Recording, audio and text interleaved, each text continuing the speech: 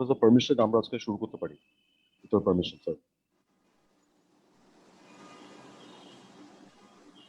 শুরু করেন। Okay, thank you sir. জি এতক্ষণে আসছে start video.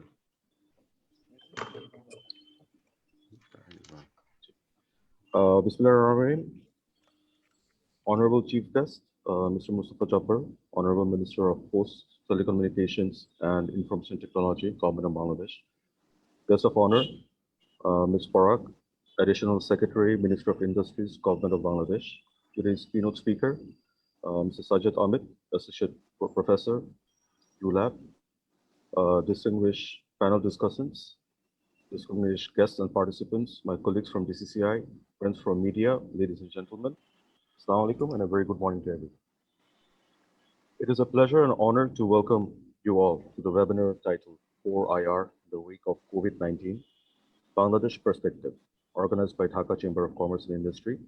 We are thankful to our Honorable Minister of Posts, Telecommunications and Information Technology for joining us despite his important engagements. I would also like to acknowledge the outstanding leadership of the Honorable Minister in making a paradigm shift in trade and economic operation, expanding the ICT-backed digitalization throughout the country, alongside the opportunity support from his ministry to launch 4G network heralds and fuels the journey of Bangladesh's digital Bangladesh vision. Ladies and gentlemen, the fourth industrial revolution is evolving fast and reshaping global industrial, trade, and economic landscape. Bangladesh has built the foundation of digitalization, embracing the disruptive technologies to forge a new cycle of economic growth. Digitalization has contributed to the positive transformation of our socio-economic culture. Businesses are harnessing innovative technologies to develop new products, services, scale up productivity, and improve lifestyle and economic growth dynamism.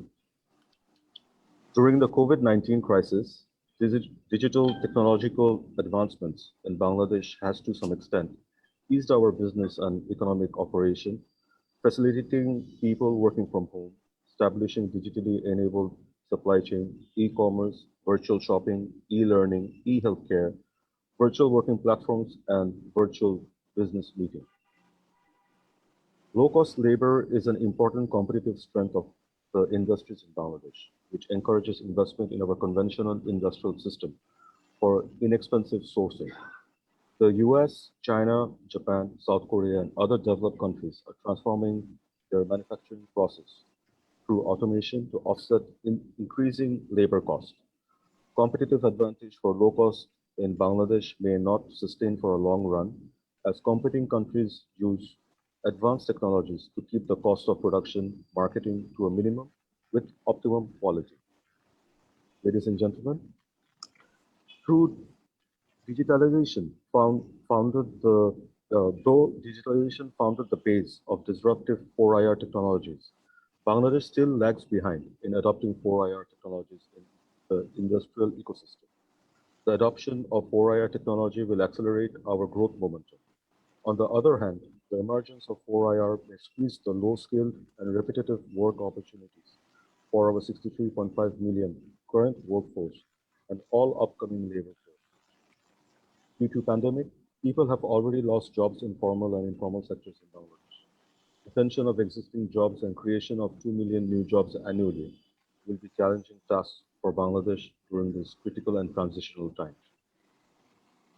COVID-19 crisis for local communities, businesses, and workers created new forces that may either promote or inhibit the transition of 4IR-enabled automation.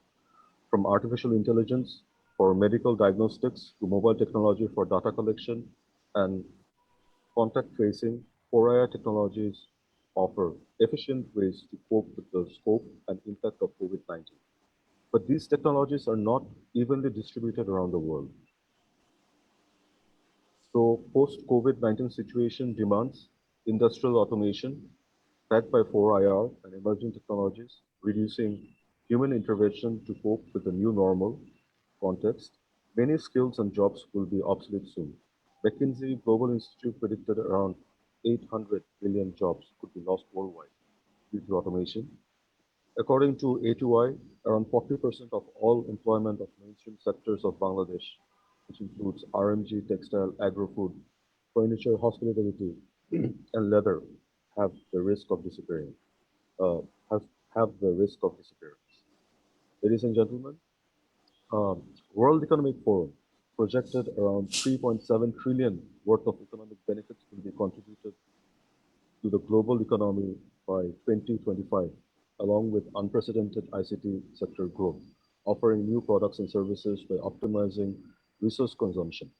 Despite challenges of low-skilled job loss in the short term, launching 4IR technologies will unlock new era of growth, employment across all sectors of Bangladesh. Bangladesh can overcome some long-standing challenges, applying 4IR technologies in agriculture system, healthcare, education, transport service, supply chain of trade, and industry, which were aggravated due to this pandemic. We are delighted to see that Bangladesh is playing active roles in the World Economic Forum, different regional and international forums under the visionary leadership of our Honorable Prime Minister Sheikh Hasina to secure the 4IR opportunities. To pursue the need of 4IR technologies, DCCI started the dialogue process in 2018, engaging relevant policymakers, government agencies, development partners, technology experts, and trade associations. Ladies and gentlemen, to seize the 4IR opportunities, the government may form a high-level national committee engaging relevant agencies and experts from public and private sectors. Taking into account the effects and need of 4IR technology for COVID containment and economic acceleration, a national level evolution is required to assess the readiness of our industries to adopt 4IR. Upon assessment, a robust national 4IR technology policy needs to be framed to support application of big data, blockchain, artificial intelligence, robotics, and IoT for adding value to our industrial and economic competitiveness and connecting digitally enabled global value chain. To equip Bangladesh with 4IR technologies, we would like to put forward some recommendations for your kind consideration of the government. Upcoming national industrial policy needs to consider 4IR perspective. This policy can prioritize public and private sector investment in research and development, technology adaptation, 4IR education to make our industry more technologically efficient. Greenfield investments and transfer of 4IR technologies need to be encouraged with highly competitive fiscal and non-fiscal incentives. Sector-wise, reskilling, upskilling schemes, and development of human resources in line with 4IR demand to gradually substitute manual labor-based activities with 4IR-oriented skills. Upgrading our ICT physical infrastructure and skills for improved digital ecosystem. Introduce low-cost technology upgradation fund for MSME industry to easily access to available 4IR technologies to recover from COVID effects. World Economic Forum in 2016 estimated that 65% of children entering primary schools will end up working in new occupations. Accordingly, our education system needs to be overhauled, focusing on science, technology, engineering, math, STEM, and ICT education for primary education. Strengthening public-private collaboration, engaging chambers to attract new investment, promote 4IR entrepreneurial skills, and build capacity of MSMEs to use these technologies, and to create enabling regulatory ecosystem, including enforcement of intellectual property rights. 5G telecom ecosystem is the key platform for the 4IR. Therefore, I would request the Honorable Minister to initiate the 5G technology to underpin low-cost big data and diverse IoT services, enabling industrial operation improvement, efficient energy, transport, and utility services for quality living standards. In addition, a perspective plan is needed encompassing sector-wise mapping of readiness prospects, cascading effects, and strategic action plans to execute the 4IR technologies, aligning with far-reaching economic visions of Bangladesh. Distinguished guests, we must harness our economic potential to rebound from the economic headwind and revive the journey of becoming a developed economy, leveraging the 4IR opportunities. I believe the valued insights of the keynote speaker today and the distinguished discussants will help us to chart the agenda in this regard. Before wrapping up, I would like to thank again all distinguished guests and participants for joining to this webinar. Thank you. At this moment, I would request our keynote presenter today, Mrs. Sajid Amit, Associate Professor, University of Liberal Arts, Bangladesh, to make the keynote presentation. Sajid.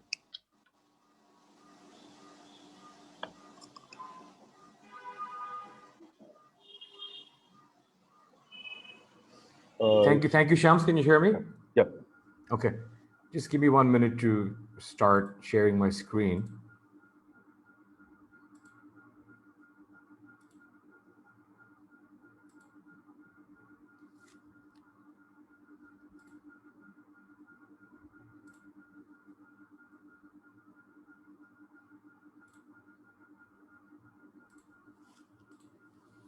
Great.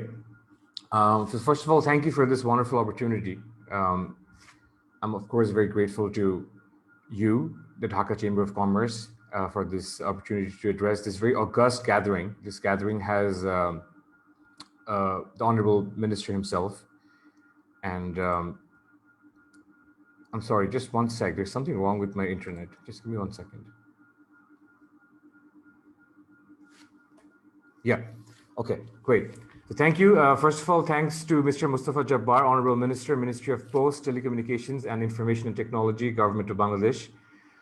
Thanks to the guest of honor. It's wonderful, and I look forward to hearing from you, Ms. Barak, Additional Secretary, Ministry of Industries. Moderator, of course, is Mr. Shams Mahmood, President, Dhaka Chamber of Commerce and Industry, and the esteemed panelists.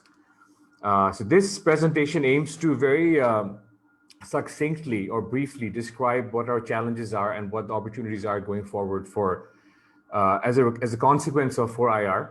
And we'll try to see what it means for SMEs. We'll try to see what the role of the telecommunications industry is as this unfolds. And finally, I'll try to sort of leave us with some policy recommendations that perhaps we can all deliberate and discuss and fine tune.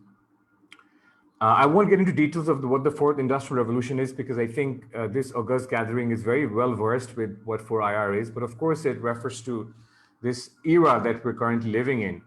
This very interesting era where technologies and trends are changing the way we live, work, and relate to one another. To put it very simply, we have now reached a stage when a lot of previous interactions we had with businesses that provided services or products are now being administered digitally. So at a digital interface or madhyame, we're now increasingly seeing transactions, and we're increasingly seeing people availing services and products. In Bangladesh, of course, it's very much a reality. And before we get into that, perhaps a more global background would help. A lot of you, and perhaps all of you, will know that 4IR encompasses a broad range of technologies. You see on the screen a list of technologies that include artificial intelligence, Internet of Things, cloud computing, cybersecurity, the sharing economy. I'll just stop and perhaps say a few words about, let's say, one or two of these things.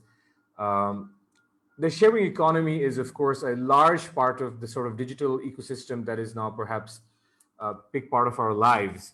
A lot of you use, let's say, the services of Uber or Pathao, or at least have done so regularly, perhaps before COVID broke out. A lot of you might be using Foodpanda and Pathao Foods, perhaps more so than ever before. This is a way in which an economy is constructed on the basis of, let's say, the resources. Let's say a motorcycle. If someone has a motorcycle, which is an underused asset, we can connect it with someone else who needs a motorcycle but doesn't want to buy it. So we're connecting someone with an underutilized asset with someone who needs to use that asset, and therefore we're creating efficiencies in the economy. That is a classic example of the sharing economy and a classic example of the fourth industrial revolution as it is unfolding. Of course, we look forward to more interesting innovations and perhaps more sort of high-tech innovations, so to speak, like VR, augmented reality. Some of these things are already very gradually entering Bangladesh, and I think over the next 5 to 10 years, we'll see very significant impact of these technologies in areas like education and medical sciences and so forth. Of course, Shams mentioned 5G, and 5G is something we really await. 5G will have a huge impact on IoT, the Internet of Things, and I think it will also revolutionize the way we do business and live our lives, etc. Moving on to challenges, আপনারা সবাই জানবেন এখানে, and this is something that I think Shams also alluded to, যে none of these innovations actually come without challenges, because I think we have to ready ourselves for these challenges. And perhaps I could ready myself, and the august and distinguished speakers and panelists and viewers here can ready themselves. But what about the rest of the country? Because we live in a country that is, of course, has a lot of inequalities. We have a lot of sectors that I think are vulnerable to the consequences of the fourth industrial revolution. শুরুতে আমরা জানি যে manufacturing is a sector that is interestingly undergoing a lot of automation and influences of robotics. There's, of course, logistics and retail that is being completely overdone or completely reformed because of fourth industrial revolution. We'll see a lot of low-skilled occupations and routine work and older technologies be threatened. আসলে ব্যাপারটা হচ্ছে যে skills that survive the fourth industrial revolution, as is being witnessed overseas and as a lot of theoreticians and practitioners are envisioning, are skills that are harder to automate. So skills like leadership, right? It's harder to automate leadership. Maybe at some point AI will get enough data to be able to create a robot leader. But having said that, though, I think we all agree skills like leadership, imagination, creative analysis, the ability to think strategically, and these high levels of human interaction where emotional intelligence is at play. These are the sort of things that I think will serve this test of time. And in terms of what challenges look like for Bangladesh, I think it's important to also repeat something that Shams, the president, has also mentioned, which is that we expect significant job losses globally, and unfortunately, I think in the local context as well. A job losses gulo ashole, to some extent, we have to be prepared for these sorts of job losses so we are able to retool and reskill the workforce appropriately. We heard statistics before. There are a few statistics here as well. According to the World Economic Forum, 800 million people could lose jobs by 2030. And about close to 6 million unskilled Bangladeshis may lose overseas jobs. Now, this is, of course, a significant subset of our population that send dollar earnings back to our country. And remittance is one of the pillars of our economy, as you all know, which, at least during COVID, has been even more critical, right? Because they inject much needed liquidity into the economy. Even during COVID, this has been a huge, huge godsend, if I may say. And another feature of the Bangladeshi economy is that an overwhelming part of the economy, about 80%, are employed in the informal sectors and 40% in low skill and low wage agricultural sector. And these sectors have been the lifeblood of our economy. And I think it's safe to say that unless we prepare, unless we also take this preparation to these sorts of vulnerable sectors, the economy will also suffer. RMG, of course, is our primary pillar. RMG contributes 76% of export earnings, and it is said that because of the influence of robotics, the RMG sector will also undergo a lot of tectonic shifts due to automation. We've talked about the challenges and opportunities. I would like to now sort of focus on what the social impact is of the fourth industrial revolution, the social and economic impact, and I dare say the cultural impact. We talked about job loss. Overall, I think people agree, experts agree all over the world, that the gap between haves and have-nots will skyrocket, right? So the gap will widen. What this means is that people who have resources in their hands. So these are, let's say, a lot of you will have heard of, the tech billionaires, for example, or a lot of wealthy people all over the world. People who are able to invest in technology will move ahead and will create larger businesses, and their investments will grow bigger. So, and I think you'll see a greater difference between the technologically savvy elite and sort of the rest of the country and the rest of the economy and the rest of the global economy. Once you have this sort of inequality, I think what you also sort of risk is social fragmentation. You might see a lot of people think you will see more social unrest unless we know how to tackle these sorts of inequalities. When that happens, I think you will see more political polarization, which can come in the form of, let's say, more populist politics. আমরা দেখেছি যে পৃথিবীতে এখন অনেক দেশেই এই populist politiciansরা প্রাধান্য পাচ্ছে, and I think a lot of it is because of this fourth industrial revolution is already underway. A lot of countries now have very sort of populist politicians who are able to come to power because they're able to arouse people's emotions, and not always in the positive ways. Eçhara at a more micro level, we think that we'll see more cyberbullying happening. We'll see hate speech. and of course spreading of false news or fake news. অনেকে বলছে যে fake news might become the new normal, because now what's happening is the more sensational the news is, the more interesting the news is, people are reading it and sharing it. And of course, this sort of ability to now go back and verify the authenticity of a news source, this sort of ability is now not something we're teaching our children. It's not something that a lot of schools are teaching their children. And so we're all vulnerable to this bubble of fake news. And I think it's important to address. I think COVID also bore this out. When you are always in front of your computer, you do have certain mental and physical challenges you face. So it is also envisioned that the fourth industrial revolution will lead to more screen time, more addiction to technology, more people spending more time on, let's say, the phone or the tab or the computer screen, and that might lead to more physical problems. And I think generally mental health will become an increasingly important issue. আপনারা হয়তো দেখেছেন যে এই কোভিডের মধ্যেই তা হয়েছে. So I keep coming back to COVID because COVID has been an interesting sort of a prism with which we can see the future. And of course, the future, we hope, of course, is not a future when the economy has come to a standstill. The future is not a future when মানুষজন বের হতে ভয় পাচ্ছে. The future is not a future where we're always all the time wearing masks, even inside our apartments or inside our offices. So that's not the future I'm talking about. But the future that I'm talking about is COVID-এর সময় আপনারা দেখেছেন যে অল্প হলেও there has been a massive acceleration in uptake of technology. So let's say I was talking to some e-commerce entrepreneurs a few days ago, and they were saying, yes, COVID-এর শুরুতে there was a dip in their business, and এখনো business hasn't recovered. But what is clear is that they have created new consumers.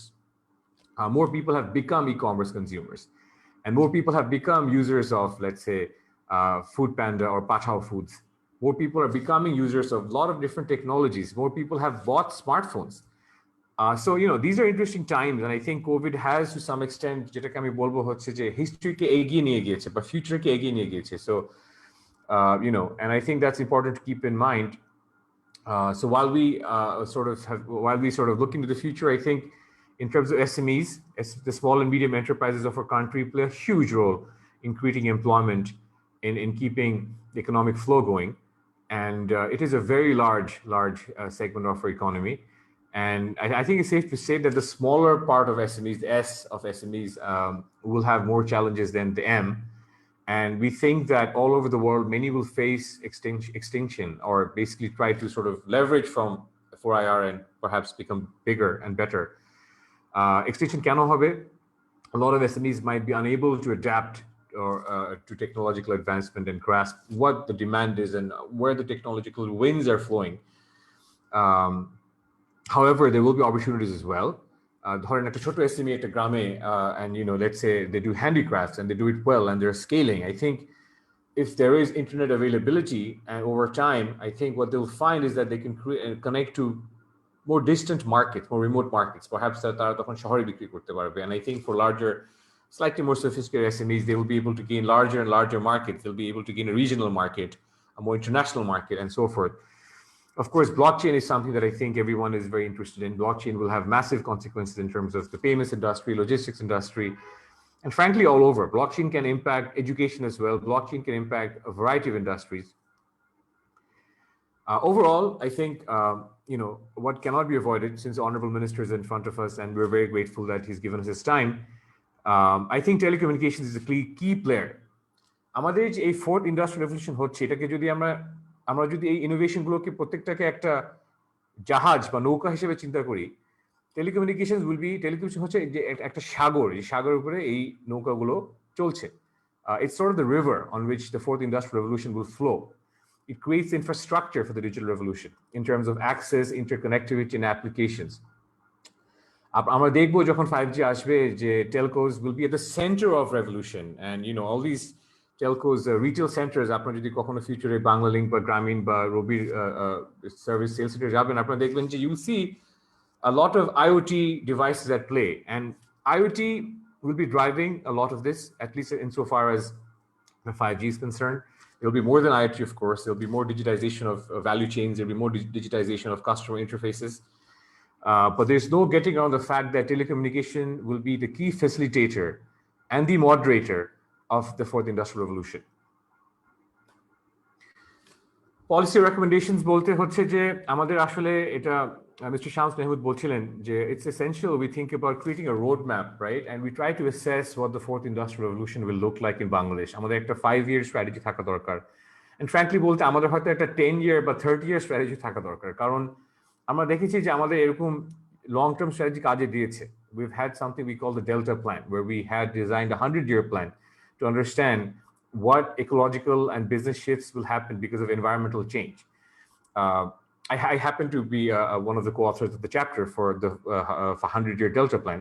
And I think now we increasingly need something that's a long-term plan, right? Where we make assumptions about, okay, Bangladesh's যেসব demographic features আছে, যেসব বৈশিষ্ট্য আছে, যেসব geographical features আছে, যেসব cultural particularities আছে, ওগুলোর উপর ভিত্তি করে what kind of future do we foresee for the fourth industrial revolution? And how is this happening? Perhaps we can put this on a timeline and sort of understand যে আমাদের 5G হলে এই ধরনের ব্যবসাগুলো সার্ভাইভ করবে, এই ধরনের ব্যবসাগুলো আমরা আরো বেশি দেখবো। ফর এক্সাম্পল 4G হওয়ার আগে কিন্তু অনেকেই বলেছিল যে রাইড শেয়ারিং বাংলাদেশে টেক অফ করবে। কেন করবে? কারণ বাংলাদেশের আমরা যদি বাংলাদেশের কিছু বেসিক ফিচার্স দেখি, যে বাংলাদেশে ট্রাফিক জ্যাম অনেক বেশি, বাংলাদেশে আমাদের পাবলিক ট্রান্সপোর্টে কিছু চ্যালেঞ্জেস আছে, বাংলাদেশে কার ওনারশিপ কম ইত্যাদি। So I think, or vehicle ownership com. I think if you look at those sorts of fundamentals of the Bangladesh economy and culture and geography, you could then foresee that the 4G technology could lead to a rise in ride-sharing platforms or on-demand food delivery platforms. Now, what does 5G look like, right? So I think having a roadmap is essential. This will also help us understand কি ধরনের skills লাগবে, কি ধরনের training লাগবে। I think universities are a very important part of this mix. We need to stay connected to our education partners, but also go beyond universities, also promote startups that are doing edtech, also promote online skilling and learning platforms. আমাদের দেশে আসলে কিছুটা একটা এই learning development skilling এর একটা খুব বড় আনুষ্ঠানিকভাবে একটা আমি কি বলবো যে একটা কালচার পরিবর্তন করতে হবে, I think, because I think once we do that, given how energetic our population is, given how visionary our leadership is, I think we will only stand to benefit from the fourth industrial revolution. এবং আমরা লিপফ্রগ করে অন্য দেশ থেকে এগিয়ে যেতে পারবো, অন্য দেশ থেকে এগিয়ে যেতে পারবো। And I think in the middle of all this, we can also try to ensure things like access to finance, digital credit. We can do more roadshows for our startups so that they get more visibility among investors locally and globally. And we also need higher quality incubators. আমাদের দেশে অনেক incubator আছে that aim to sort of fast track an entrepreneur's journey. And some of these are very good. But I was reading somewhere that in India, there are far more per capita incubators. Per capita will say, let's say for every 1,000 people, how many incubators do we have? Of course, we have started and it's going along well. The ICT ministry and the telecom ministry are playing a leading role and a visionary role in encouraging more incubators and more of these sorts of technology services. But I think the private sector also needs to step up, because there's a lot of things the private sector can do to work with the government to create some of these sorts of facilities that help drive skill growth for our younger generations, for our SMEs, for our teachers, for our entrepreneurs to come together and map 4IR accurately and also prepare ourselves for the future. অনেকক্ষণ কথা বললাম. I think that's all I have for now. I'm happy to connect offline if you need more information. And thanks once again to everyone and for this opportunity and the Dhaka Chamber of Commerce and Industries. Thank you. Thank you, Sajid. Very good presentation. A lot of talking points, a lot of food for thought, and very interesting presentation. Thank you for that.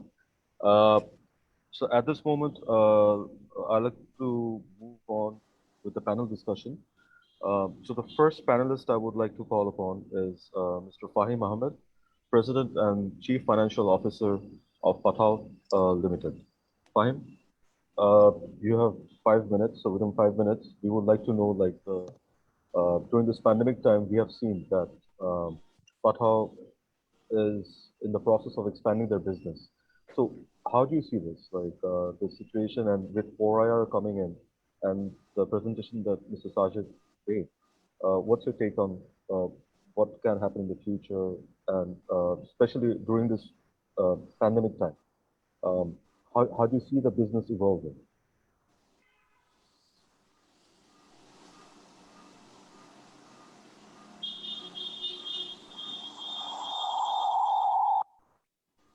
Hello. Yeah. You're on eco. Yes. Yeah. Hi. I'm sorry, I was having some technical Yeah. So difficulties. fine. Yeah. So my question is, during the present COVID situation, we have seen that Patao is expanding the business to some extent. You're getting, in fact, Patao is getting some new investments in. So what's your take on the present situation of the startup ecosystem, and based on the presentation that Sajid made, the future of this, where do you see this heading? Yeah, no, thank you. That's a very good question. And thank you for giving me this opportunity. I think the keynote presenter, Sajid Ahmed, my good friend, he made a very comprehensive, painted a very comprehensive picture of 4IR and its impact in the national economy. From where we sit, I think there's three things that I'd like to mention. First of all, the future is already here. So it's important for us to act early and act now. Although the term 4IR was coined about 4 years ago, many of these technologies have been long in the making over the last 10 years, the sharing economy, the cloud computing, advanced data analytics, machine learning, etc. Some of us, like at Patao, we've been using these for the last 5 years as well. So it's important for us to act early and act without fear. So I'm very glad to see, especially I think back in February, the ICT Ministry conducted a study under the Leveraging ICT for Growth program to identify 12 measures to develop resilience in the wake of 4IR. So I'm very glad to see that happening. On the second front, and that's where the startup ecosystem comes in, is to focus on building connectedness. So my friend Sajid talked a lot about connectivity and telecom being sort of the ocean through which the river flows. That's a fantastic analogy. And connectedness is the river that flows, right? So I'd like to kind of share some examples of what the various folks within the startup ecosystem are doing in connecting the mass consumers, the mass income earners, as well as the small and medium businesses to this new economy, to this fourth industrial revolution. So I'll share a few examples. First, Patao. So when Patao started back in late 2015, 2016, one of the groundbreaking things that we did was usher in a digital economy where consumers are comfortable to purchase services online. The result, over 6 million users in Bangladesh who are regularly purchasing and availing services through the internet, over 300,000 small income earners, drivers, food delivery men, motorcycle drivers who are earning an income through the platform. And the other one that's important, especially when we talk about small businesses, over 30,000 small businesses that are connected to customers. Many of them are e-commerce merchants, but a lot of them are also what we traditionally call offline merchants. They could be restaurants, they could be corner shops, smoothie dukans, etc. They are now being given a platform to reach a consumer base beyond just their physical presence. There are also other colleagues in the startup ecosystem who are doing really groundbreaking work in connecting the larger population. PrioShop is one such company that is focusing on offline to online retail. So connecting the network of small shops around Bangladesh, not just in Dhaka, and giving access to folks in the rural areas or in the suburban areas, semi-urban areas, access to products through the internet, through e-commerce platforms. Sheba, another one that is provided a platform for service providers, home healthcare workers, beauty workers, electricians, etc., to serve consumers. And then a company called ShopUp has gone a step further in developing a full stack B2B e-commerce platform that provides various types of services to SMEs to do their sourcing, and also provides them with embedded finance. The data generated from the platform through the transactions is being harnessed to help them qualify for digital credit. And banks which previously found these category of borrowers hard to assess because of the small ticket size, because of the transaction profile, because of the ability to collect, because of the advanced data analytics and integration into a platform are now starting to lend to these borrowers. And that is leading to greater connectedness and more inclusion. And that is something that should be encouraged. And beyond connectedness nationally, there's also connectedness globally. In the last 5 years, over $250 million of investment has flown into the technology sector in Bangladesh. This is quite significant. The investments up until then was minuscule in comparison. There's still a long way to go, especially if we compare to India. There are at least 25 companies that have each attracted far more than $250 million. So there's quite a long way to go. But what this shows is that the capital that is coming in is also bringing in more resources, more technical assistance, more advice, and more access to technology. And this is something that can take us forward. And then finally, I'll close with one thing. As we move forward, it is important for us to continue to build skills, continue to build innovations. I think importance of not just the hard skills, but also the soft skills like reading, writing, doing math, creativity. These are the things that are harder to replace, as Sajid said. And that is something that we should develop. But at the same time, COVID-19 had shown us, the shock to the system that, a sudden jarring change can result in. And one of the things that even developed markets these days have been talking about is how to build resilience amongst those who are most impacted. So things such as universal basic income, UBI, has come to the forefront, right? Which is giving people a stipend that, helps them cover their basic expenses, right? Because unless all of this optimization, efficiency is wonderful, but at the end of the day, there has to be market demand, right? And one of the great measures that the government of Bangladesh has done in light of COVID-19 is the direct cash subsidies. Through Nagod, through bKash, through SureCash, and through Rocket, the government has supported a substantial cash subsidy program, complementing, the previous support programs that it has extended to the mothers of primary and secondary school students. I think as we continue to go forward, it's important to improve this social safety net, and our integration with other technology companies and especially fintech companies can be very critical in this regard. So I think these are some of the ways in which the startups and the tech ecosystem can collaborate with the traditional businesses and with the government in building up resilience and preparedness to face the challenges of the fourth industrial revolution. So I'll pause there and turn it back to you, Shams. Thank you so much, Fahim.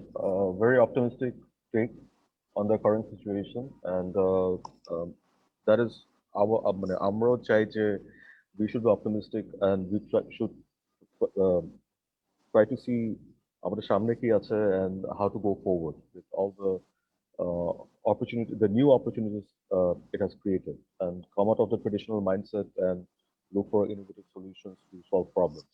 Thank you. A পর্যায়ে I would like to go to Mr. Mohammad Shirazul Haider, NDC, General Manager, Administration, Policy Advocacy, Research and ICT, Small and Medium Enterprise Foundation. Sir.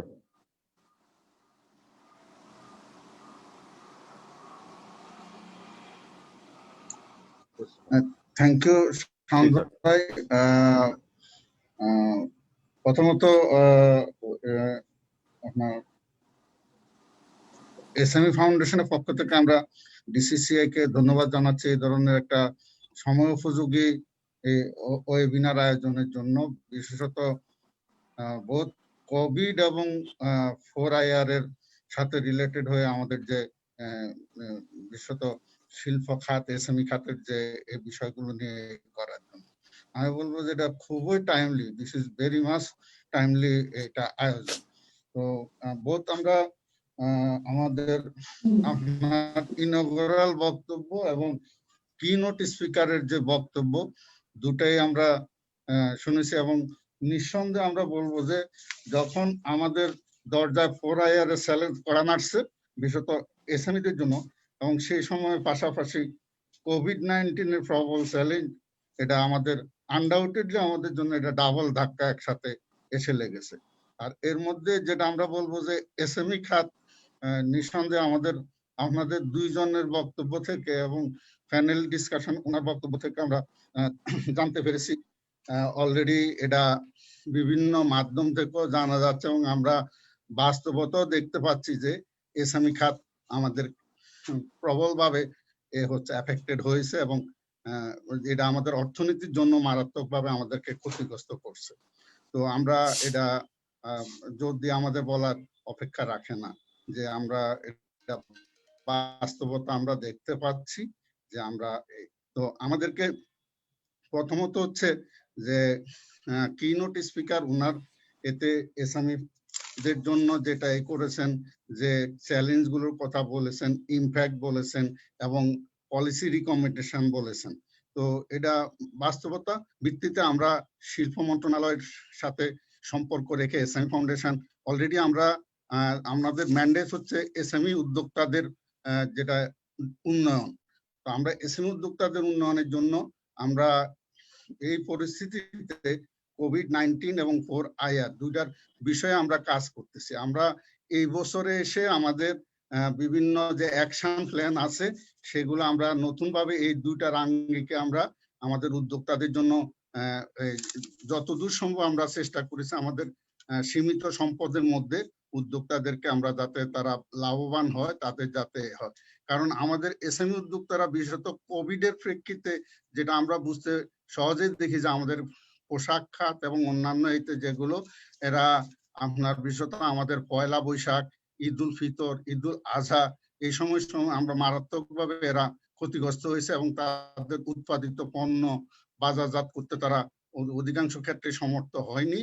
এবং এই সমস্ত পার্সপেক্টিভের ভিত্তিতে উদ্যোক্তারা অনেকেই হতাশাগ্রস্ত হয়ে পড়েছিলেন। তা আমরা এর মধ্যে এখন ওদের জন্য অনলাইন মার্কেটিং আমরা A2 এর সাথে করে UNDPর সাথে করে বিভিন্ন মার্কেট প্লেসে করার জন্য আমরা চেষ্টা করছি তাদেরকে অনলাইন মার্কেটে যাতে তাদের উৎপাদিত পণ্য করতে পারে। তারপরে আমরা আমাদের ট্রেনিং প্রোগ্রামগুলো অধিকাংশই আমরা অনলাইন ট্রেনিং প্রোগ্রামগুলো এর মধ্যে আমরা এই গত 2-3 মাসে আমরা প্রায় 500 বেশি উদ্যোক্তাকে আমরা অনলাইন ট্রেনিং এ বিভিন্ন মার্কেট এবং অন্যান্য বিভিন্ন এতে বিষয়ে আমরা করেছি, তাদেরকে প্রশিক্ষিত করছি এবং উদ্যোক্তাদেরকে সহায়তা করছি। তারপরে আমরা সামনে আমরা ইন্টারন্যাশনাল ওয়েবিনার আয়োজন করতেছি, বিভিন্ন রিসার্চ স্টাডি করার জন্য আমরা কাজ করতেছি। আর আপনার যেটা হচ্ছে যে আমাদেরকে আমার একটা প্রশ্ন আছে আপনার কাছে, ওটা হলো যে আমরা যত টেক বেস অ্যাডাপ্টেশন করব, আগে আমার একটা কাজ করতে যদি 5 জন লোক লাগতো সাপ্লাই চেইনে, এখন টেকনোলজি এনেবল করার জন্য কিন্তু আমি 2 জনকে দিয়ে কাজটা করতে পারবো। 3 জনের চাকরি কিন্তু এখানে অ্যাট স্টেক।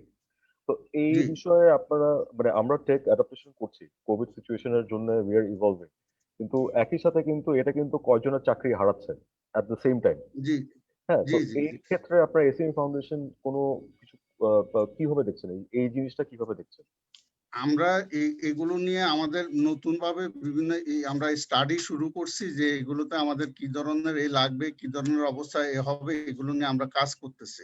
যদিও একদম পুরাপুরি এখনো সুনির্দিষ্টভাবে কোনো সঠিক সংখ্যা বা সঠিকভাবে করা হয়নি, কিন্তু আমরা এই বাস্তবতার আলোকে আমরা আমাদের নতুন অ্যাকশন গুলোকে এর আঙ্গিকে সাজাচ্ছি। আমরা এই বছর যেমন আমাদের কাজগুলোকে ওইভাবে বিভিন্ন অ্যাকশন গুলো ওইভাবে নিয়েছি আমাদের যে আমাদের যে বার্ষিক যে কর্ম পরিকল্পনা সেখানে আমরা এই দুটা বিষয়কে মাথায় রেখে আমরা আমাদের কাজগুলোকে সাজিয়েছি। আর আরেকটা জিনিস যে সরি আপনাকে, কারণ আপনি একটা ইম্পর্টেন্ট পজিশনে আছেন।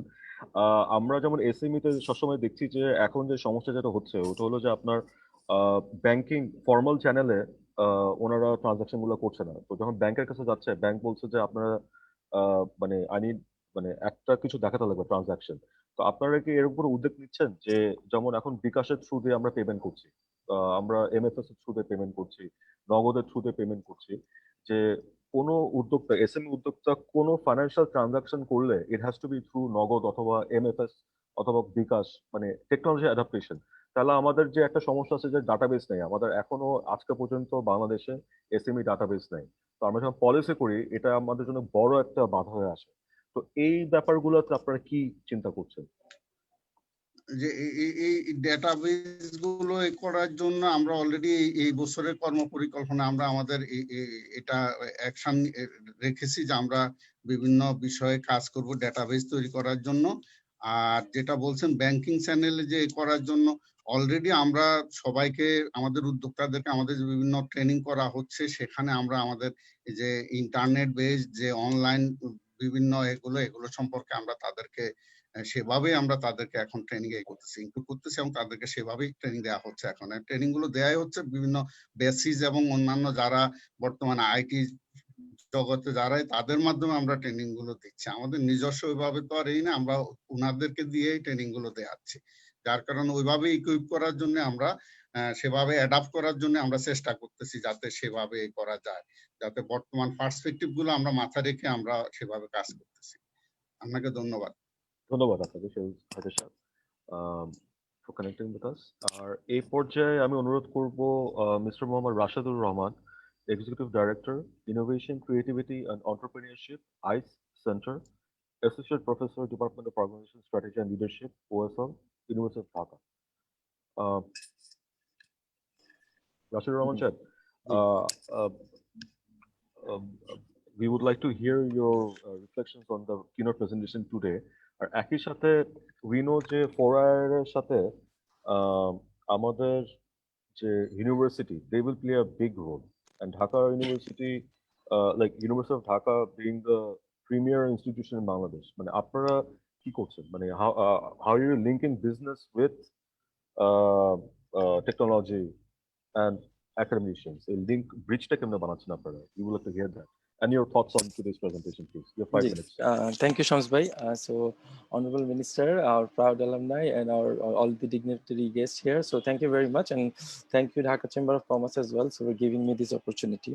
So, before, so my present talk will be on 3 contexts. One is mostly on what Sajid bhai mentioned, and then what we are doing and the challenges that we are, or what we have planned to do in the future, and what we can do as a team. So our prothom bishayta chilo je let me start with one thing, je 4IR with what Sajid bhai has said, like in terms of theory, in terms of future, there is no denial of it, and I think the fact that we are organizing this seminar has proved the case. So ওই জায়গা থেকে from his all the observations we agreed, and I think it's a very succinct way of summarizing the context.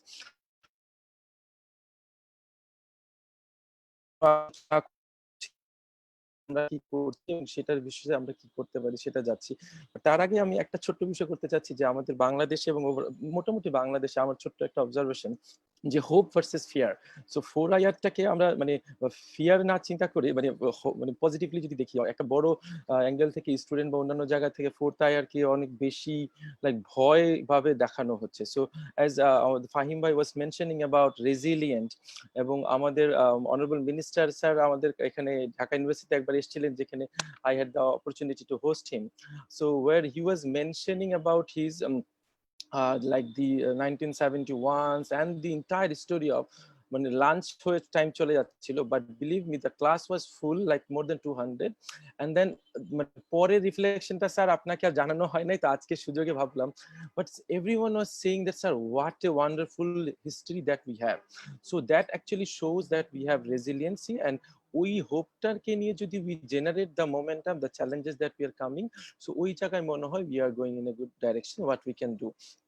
So ওই angle থেকে আমার কাছে মনে হচ্ছে যে 4IRটার গ্র্যাজুয়াল র্যাডিক্যাল ইমপ্লিমেন্টেশন, এবং সেখান থেকে আমরা কি ফেজ আউট করবো, লাইক আমাদের 5 বছর মেয়াদি প্ল্যান হয়, সো এরকম আমাদের হয়তো অনেকগুলো প্ল্যান করতে হতে পারে, সেটার অ্যাকশনে আমি যাচ্ছি। ছোট্ট করে 2টা উদাহরণ দিই, বা 2টা উদাহরণের পিছনে কনটেক্সট আছে, সেটা আমি হয়তো হাইলাইট করবো। 2টা উদাহরণ, যেমন আপনি যে আমার সাথে যে ইনিশিয়েটিভ গুলো জড়িত বললেন, যেমন দি centre I am running, is an innovation, creativity and entrepreneurship center. Is a new initiative 2018 তে হয়েছে। Then the department we have, that organizational strategy and leadership, this is also an initiative 2016 তে হয়েছে। আমি ঢাকা ইউনিভার্সিটিতে 2010 সাল থেকেই আছি, অন্য ডিপার্টমেন্টে ছিলাম। So why we have moved into this new initiative, যে একটা ডিপার্টমেন্ট লঞ্চ করলাম, একটা সেন্টার কাজ করলাম। Department, as you know, that more focused on curriculum, bachelor's, master's program, etc. MPhil, PhD. Center is more focused on research, advocacy and training, like incubation center নিয়ে কথা বলা হচ্ছিল। So this is also that, but this is also a think tank and policy. So OSL বলি আমরা short department। আপনাদেরকে যদি সুযোগ হয়, আমি একসময় হয়তো কারিকুলামটা ইমেল করব। You see that curriculum, যেখানে কিনা আমাদের 40টা কোর্স করতে, আমি সবসময় ইনক্রিমেন্টাল চেঞ্জের পছন্দ করি, কারণ আসলে ঢাকা ইউনিভার্সিটিতে যখন আমরা কাজ করি, ইটস 100 years old, এবং এখানে ইনস্টিটিউশনাল চেঞ্জগুলা ড্রাইভ করা একটু টাইম কনজিউমিং। তো সেই ক্ষেত্রে যখন আমরা দেখলাম যে আমরা যখন ডিপার্টমেন্ট করলাম, so we came up with যেখানে কিনা 40টা কোর্সে যেহেতু আমরা হাত দিতে পারছি না, হোয়াট উই অ্যাডেড, যে each semester student has to come up with a non credit course. So আমাদের ডিপার্টমেন্ট স্টুডেন্টরা 48টা কোর্স করতে হবে, এন্ড দ্যাট 48টা কোর্সের ভিতরে ফার্স্ট 3টা semester is a English language 1, 2, 3। পরের 4th সেমিস্টারে পাবলিক স্পিকিং, 5th সেমিস্টারে একটা টেকনিক্যাল কোর্স, 6, 7, 8 একটা থার্ড ল্যাঙ্গুয়েজ। যেমন এখন আমাদের স্টুডেন্টরা ফার্স্ট ব্যাচ এখনো মার্কেটে বের হয়নি, ওরা ফোর্থ ইয়ারে পড়ছে, ওরা চাইনিজ ল্যাঙ্গুয়েজ শিখছে third. So one batch coming up with a solid foundation of English, solid foundation of a third language, which means এই ব্যাচ নিয়েছে চাইনিজ, নেক্সট ব্যাচ হয়তো আসবে অন্য জায়গায়। সো আমরা আমাদের যে চাইনিজ ল্যাঙ্গুয়েজ সেন্টার আছে তারাই কিন্তু আমাদেরকে এখানে পড়াচ্ছে। So this is just one segment of the department. Another হচ্ছে কি, এখন আমি ডিজাইন থিঙ্কিং নিয়ে অনেক আলোচনা হচ্ছে। 2016 সালে কিন্তু আমি এখন কারেন্টলি পড়াচ্ছি। প্রজেক্ট ম্যানেজমেন্ট থেকে শুরু করে 5টা প্রজেক্ট কোর্স আছে। পুরো 40টা কোর্সের ভিতরে 5টা হচ্ছে কোর্স, মানে project. Student has to go to the market and then understand. So এই জায়গাতে আমরা আশা করছি যে স্টুডেন্টরা যখন যাবে, they will have that skills and mindset, যেটা কিনা মার্কেটের জন্য ready for to face the 4IR। So এখানে আপনি যদি ওয়ার্ল্ড ইকোনমিক ফোরামে যে স্কিলস গুলোর কথা বলছে, এখানে একটা বোর্ড, ওইটাকে সামনে রেখেই কিন্তু আমাদের কারিকুলাম গুলোকে ডিজাইন করা হচ্ছে, and that has been done in 2015। Innovation centre যেটা বলছিলাম, যে আইসিই স্যার ওখানে এসেছিলেন। সো স্যার, ইনোভেশন সেন্টারে আমাদের বোর্ড রিভাইজ হয়েছে। বোর্ডটা এখন 19 মেম্বার বোর্ড। আপনি বোর্ডের সব বললেই হয়তো ব্যাপারটা কনটেক্সট বোঝা যাবে। 4টা চেম্বার অফ কমার্স, শামস ভাই, you are also on the board. So FBCCI, MCCI, DCCI and Bangladesh Employers Federation is on the executive board of the center. Then we have 7 government level intervention from 7 ministry, BIDA, Bangladesh Bank, and 5 other ministry, ICT, youth, education and planning. Overall we talked about the একটা ecosystem, যেটা সাজিদ ভাই বলার চেষ্টা করছিলেন, যে এন্টারপ্রেনিউরিয়াল ইকোসিস্টেমটা। সেখানে আমরা বলছি সেন্টারের ফোকাস হচ্ছে 4P: person, programme, policy and platform. So পারসনকে নিয়ে ট্রেনিং করা, প্রোগ্রামকে নিয়ে অ্যাওয়ারনেস করা, পলিসিতে যে কোনো ব্যাকগ্রাউন্ড সাপোর্ট দেওয়া, যেটা কিনা আমাদের এখন সেখানে আমরা এখনো করার চেষ্টা করছি একটা ইন্টারডিসিপ্লিন প্ল্যাটফর্ম। সো ওই অ্যাঙ্গেল থেকে কিন্তু আমরা একটা নবচারী প্ল্যাটফর্ম করেছি। স্যার, আপনারা জানবেন যে আমাদের একটা ফিক্স স্ট্রাকচার আছে, যে এক ডিপার্টমেন্ট থেকে আরেক ডিপার্টমেন্টে স্টুডেন্টরা যেতে পারে না বা কোর্সে যায় না, বা কালচারটা ভালো ঠিক নেই। তো আমরা যেটা করেছি, একটা নবচারী নামে প্ল্যাটফর্ম করেছি, যেখানে স্টুডেন্টরা বা যে কোনো ডিসিপ্লিন স্টুডেন্টরা আসবে, গল্প করবে, কথা বলবে, প্ল্যাটফর্ম করবে। আপডেটটা কি হচ্ছে, এই ইন্ডাস্ট্রি, একাডেমি এবং গভর্নমেন্টের যে collaboration in the board, that is affecting our future. So আমরা কিছু প্রোগ্রাম রান করেছি, এন্টারপ্রেনিউরশিপ ডেভেলপমেন্ট প্রোগ্রাম, SMEদেরকে নিয়ে একটা প্রজেক্ট শেষ করছি, সেটাও কথা বলবো। সো এইটা কেন করলাম, বললাম যে একটা OSL এবং ICE, these are just small initiative that আমাদের কাছে মনে হচ্ছে যে ঢাকা ইউনিভার্সিটি যখন আমরা কাজ করছি, যে একটা কিছু যদি শুরু করা যায়, এটার অ্যাডাপশন এবং এটার অ্যাডাপশনটা খুব fast.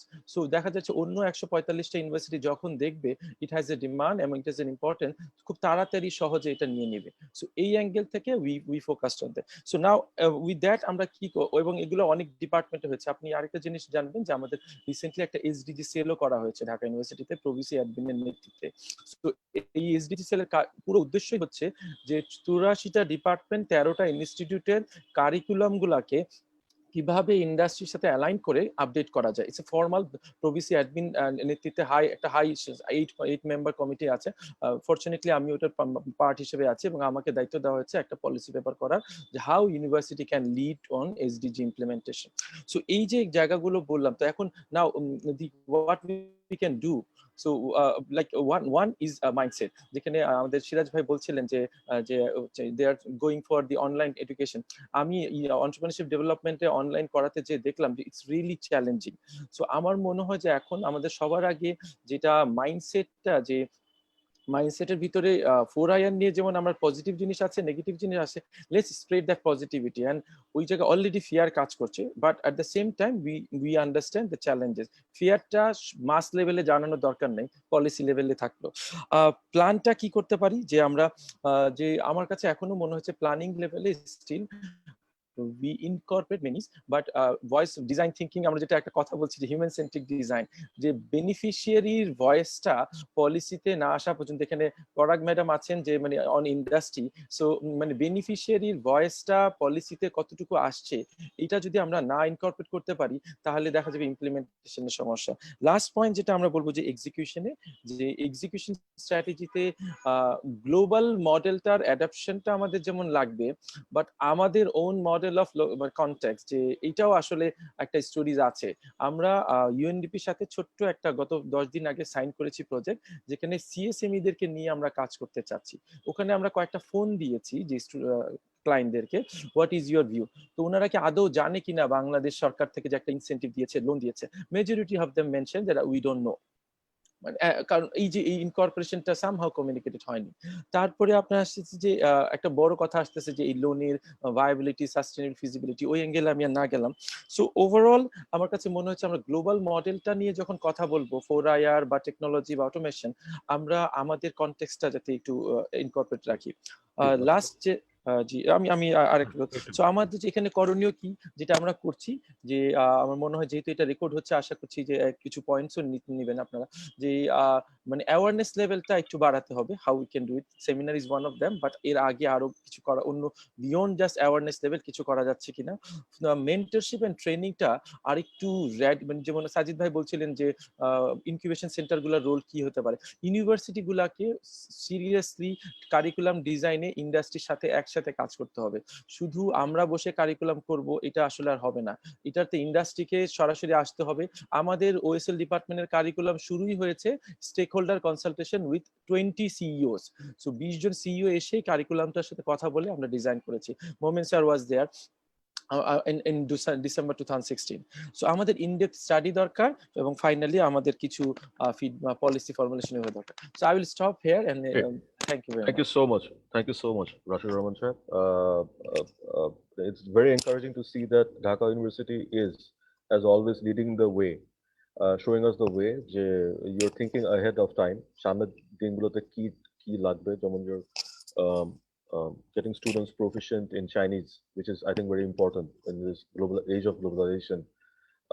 So these are the positive developments we want to hear about. And আমরা জানতাম না এটা, আজকে জানলাম। তো আমরা আমাদের নেক্সট যখন আমরা যখন পলিসি গাইডলাইন যখন ইনপুট দিব, এই জিনিসগুলো আমরা সামনের দিকে নিয়ে আসবো, যে language proficiency is another thing which is very important. কারণ টেকনোলজি ট্রান্সফার করার সময় এই ল্যাঙ্গুয়েজ ব্যারিয়ার যাতে না থাকে, and the people who will implement it needs to be proficient in a lot of languages. Thank you, Rashid bhai. Thank you. Thank you very much. এই পর্যায়ে আমি অনুরোধ করব doctor Sheikh Anwarul Fata, professor, university, department of electrical and electronic engineering, Bangladesh university of engineering and technology, পুয়ে।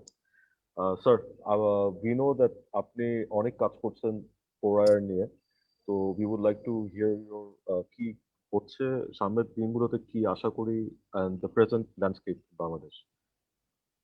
Thank you, Shams bhai. Thank you for giving me the platform to share my experience. Honorable Minister, Jabbar sir উনি বুয়েটে এসেছেন এবং ওনার সাথে তখন আমাদের আসলে কথা হয়েছে, এবং রাইট অ্যাওয়ে আমরা আসলে এই ফোর্থ ইন্ডাস্ট্রিয়াল রেভলিউশন নিয়ে ওনার সাথে বেশ কিছু বিষয় শেয়ার করেছি। আজকে একই ধরনের কথাই বলবো, হয়তো উনিও একই ধরনের উৎসাহই আমাদের সবাইকে দেবেন। আর একটু আগে রাশেদ ভাই যেটা বললেন ওনার বক্তব্য তো অবশ্যই খুবই মর্মস্পর্শী এবং খুবই ইনফরমেটিভ। তো আমরা ফার্স্ট অফ অল যেটা আমার কাছে মনে হচ্ছে, আমি কারেন্টলি আমার বেসিক ডিপার্টমেন্ট ইলেকট্রিক্যাল ইঞ্জিনিয়ারিং, কিন্তু এই যে বললেন ট্রান্সফরমেশন, সো লাস্ট 21 ইয়ার্স আমার এই প্রফেশনে আমি যখন আছি, তখন দেখা যাচ্ছে লাস্ট 10 ইয়ার্স কিন্তু ইলেকট্রিক্যাল ইঞ্জিনিয়ারিং এর চেয়ে বেশি আমি করছি more on machine learning, computer vision, data analytics. এটি ট্রান্সফরমেশন আমাকে এখন বাধ্য হয়ে করতে হচ্ছে। আমার ইলেকট্রিক্যালের each and every sector of that engineering is now totally dependent on these recent IR technologies. So what we are telling, like IoT or sensor-based smart technologies, robotics, automation. তো আমার যে এক্সপেরিয়েন্সের ভেতর আরেকটা যেটা আছে, যে ইউএসএ বেসড যে global organisations, সেটাকে বলে IEEE robotics and automation society, all over the world 163 কান্ট্রিজে আছে। তো আমাদের দেশে ওটার যে চ্যাপ্টার, সেটার আমি চেয়ার, আমাদের 10টা ইউনিভার্সিটিতে কিন্তু আছে। তো ফার্স্ট অফ অল এটার ব্রাঞ্চ আছে এবং লট অফ এনথুজিয়াস্ট। আমি যদি বুয়েটের কথা বলি, এই রোবোটিক্স নিয়ে কাজ করছে আমাদের বুয়েটের যে রোবোটিক্স সোসাইটি আছে, 1000 স্টুডেন্টস তারা paid member. So then you will understand, out of 5,000, 1,000 students are enthusiastic about robotics and automation. Why? The question is why. So আমি যেহেতু আমার টাইম খুব শর্ট, সেই জন্য আমি ফার্স্ট অফ অল এখানে আমি যাদের সাথে বসে আছি, এটা একটা পার্টিকুলার স্টেক হোল্ডার্স, তাদের একটা ভিশন মিশন আছে। So all they are more or less heavily involved with industry revolution, no doubt. And we are talking about fourth industrial revolution. And we all know that what are the components behind the fourth industrial revolution, but maybe we don't know exactly how they are interrelated or what they mean actually. So আমি অনেক জায়গায় টক দিতে হয়, even IIB তে recently টক দিলাম যে industrial revolution, fourth industrial revolution, as an industrialist আপনি এটাকে কিভাবে ইমপ্লিমেন্ট করবেন। তো তখন যখনই আমরা এটার নির্ভরশীলতা কোন একটা বিদেশি কনসালটেন্টকে দিয়ে দিব, তাহলে কিন্তু আর সেটা ইন্ডাস্ট্রিয়াল রিভলিউশন আমাদের দেশের জন্য হবে না। সেটা কিন্তু আবারও ওই একই রকম যন্ত্রের একটা জাস্ট এখনকার যন্ত্রটা রিপ্লেসড হয়ে আর একটা রোবট আসবে, সেক্ষেত্রেও কিন্তু খুব যে একটা সার্বিক দেশের উন্নয়ন হবে, সেখানে আমার একটু দ্বিমত আছে। সেই জন্য আমি মনে করি আমাদের 3টা স্টেপে চিন্তা করা উচিত। ফার্স্ট অফ অল, এই যে এসএমই ফাউন্ডেশনের কথা, ওনাদের সাথে আমাদের বুয়েটের অনেক কাজ হয়েছে, সিরাজুল হায়দার স্যার উনি যেটা বললেন আর কি। সো আমরা ওখানেও দেখেছি, বা একটু আগে সার্ভের কথা বলা হয়েছে। So first of all, we have to understand or we have to motivate those industrialists, maybe small or big, whatever may be, why it is necessary. Maybe they will understand very quickly why it is necessary. But the second question, how we will do that? That's a big question. আমার সৌভাগ্য হয়েছে, আমরা আসলে বুয়েটে আমরা consultancy করি, অনেক বড় বড় ইন্ডাস্ট্রিতে গিয়ে দেখেছি যে রিপিটেটিভ ওয়ার্ক চেইনের মতো অন্তত 20 জন 50 জন মানুষ করছেন একই কাজ।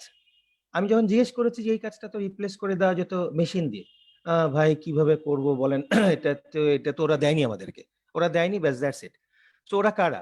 So that's the big hole, যে আপনি যদি মনে করেন যে আমার fourth industrial revolution, first of all you have to feel whether it is necessary or not.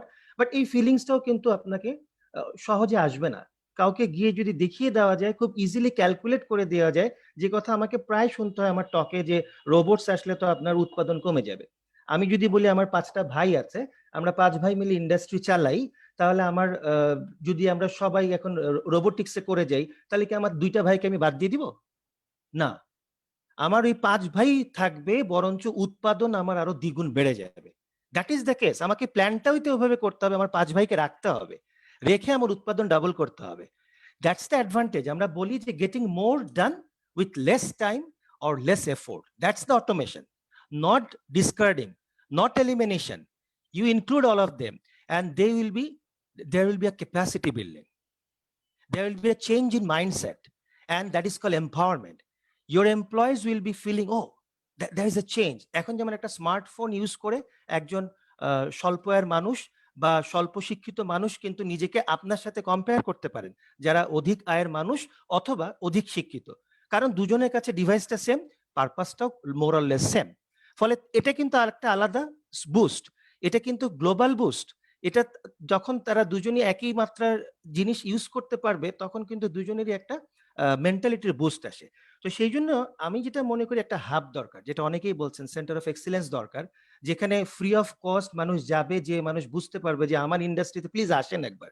আমাদেরকে কিন্তু সেই জন্য ডাকে অনেকবার। এই যে আমি কয়েকদিন পর আরেকটা ইন্ডাস্ট্রিতে যাবো, এখানে বলা দরকার, শুধু যে বলবে যে আমাদেরকে তো এই যে চায়নার এটা বসায় দিয়ে গেছেন, আপনারা একটু দেখে দেন, কি করবো এটা কি করব আর কি আনবো।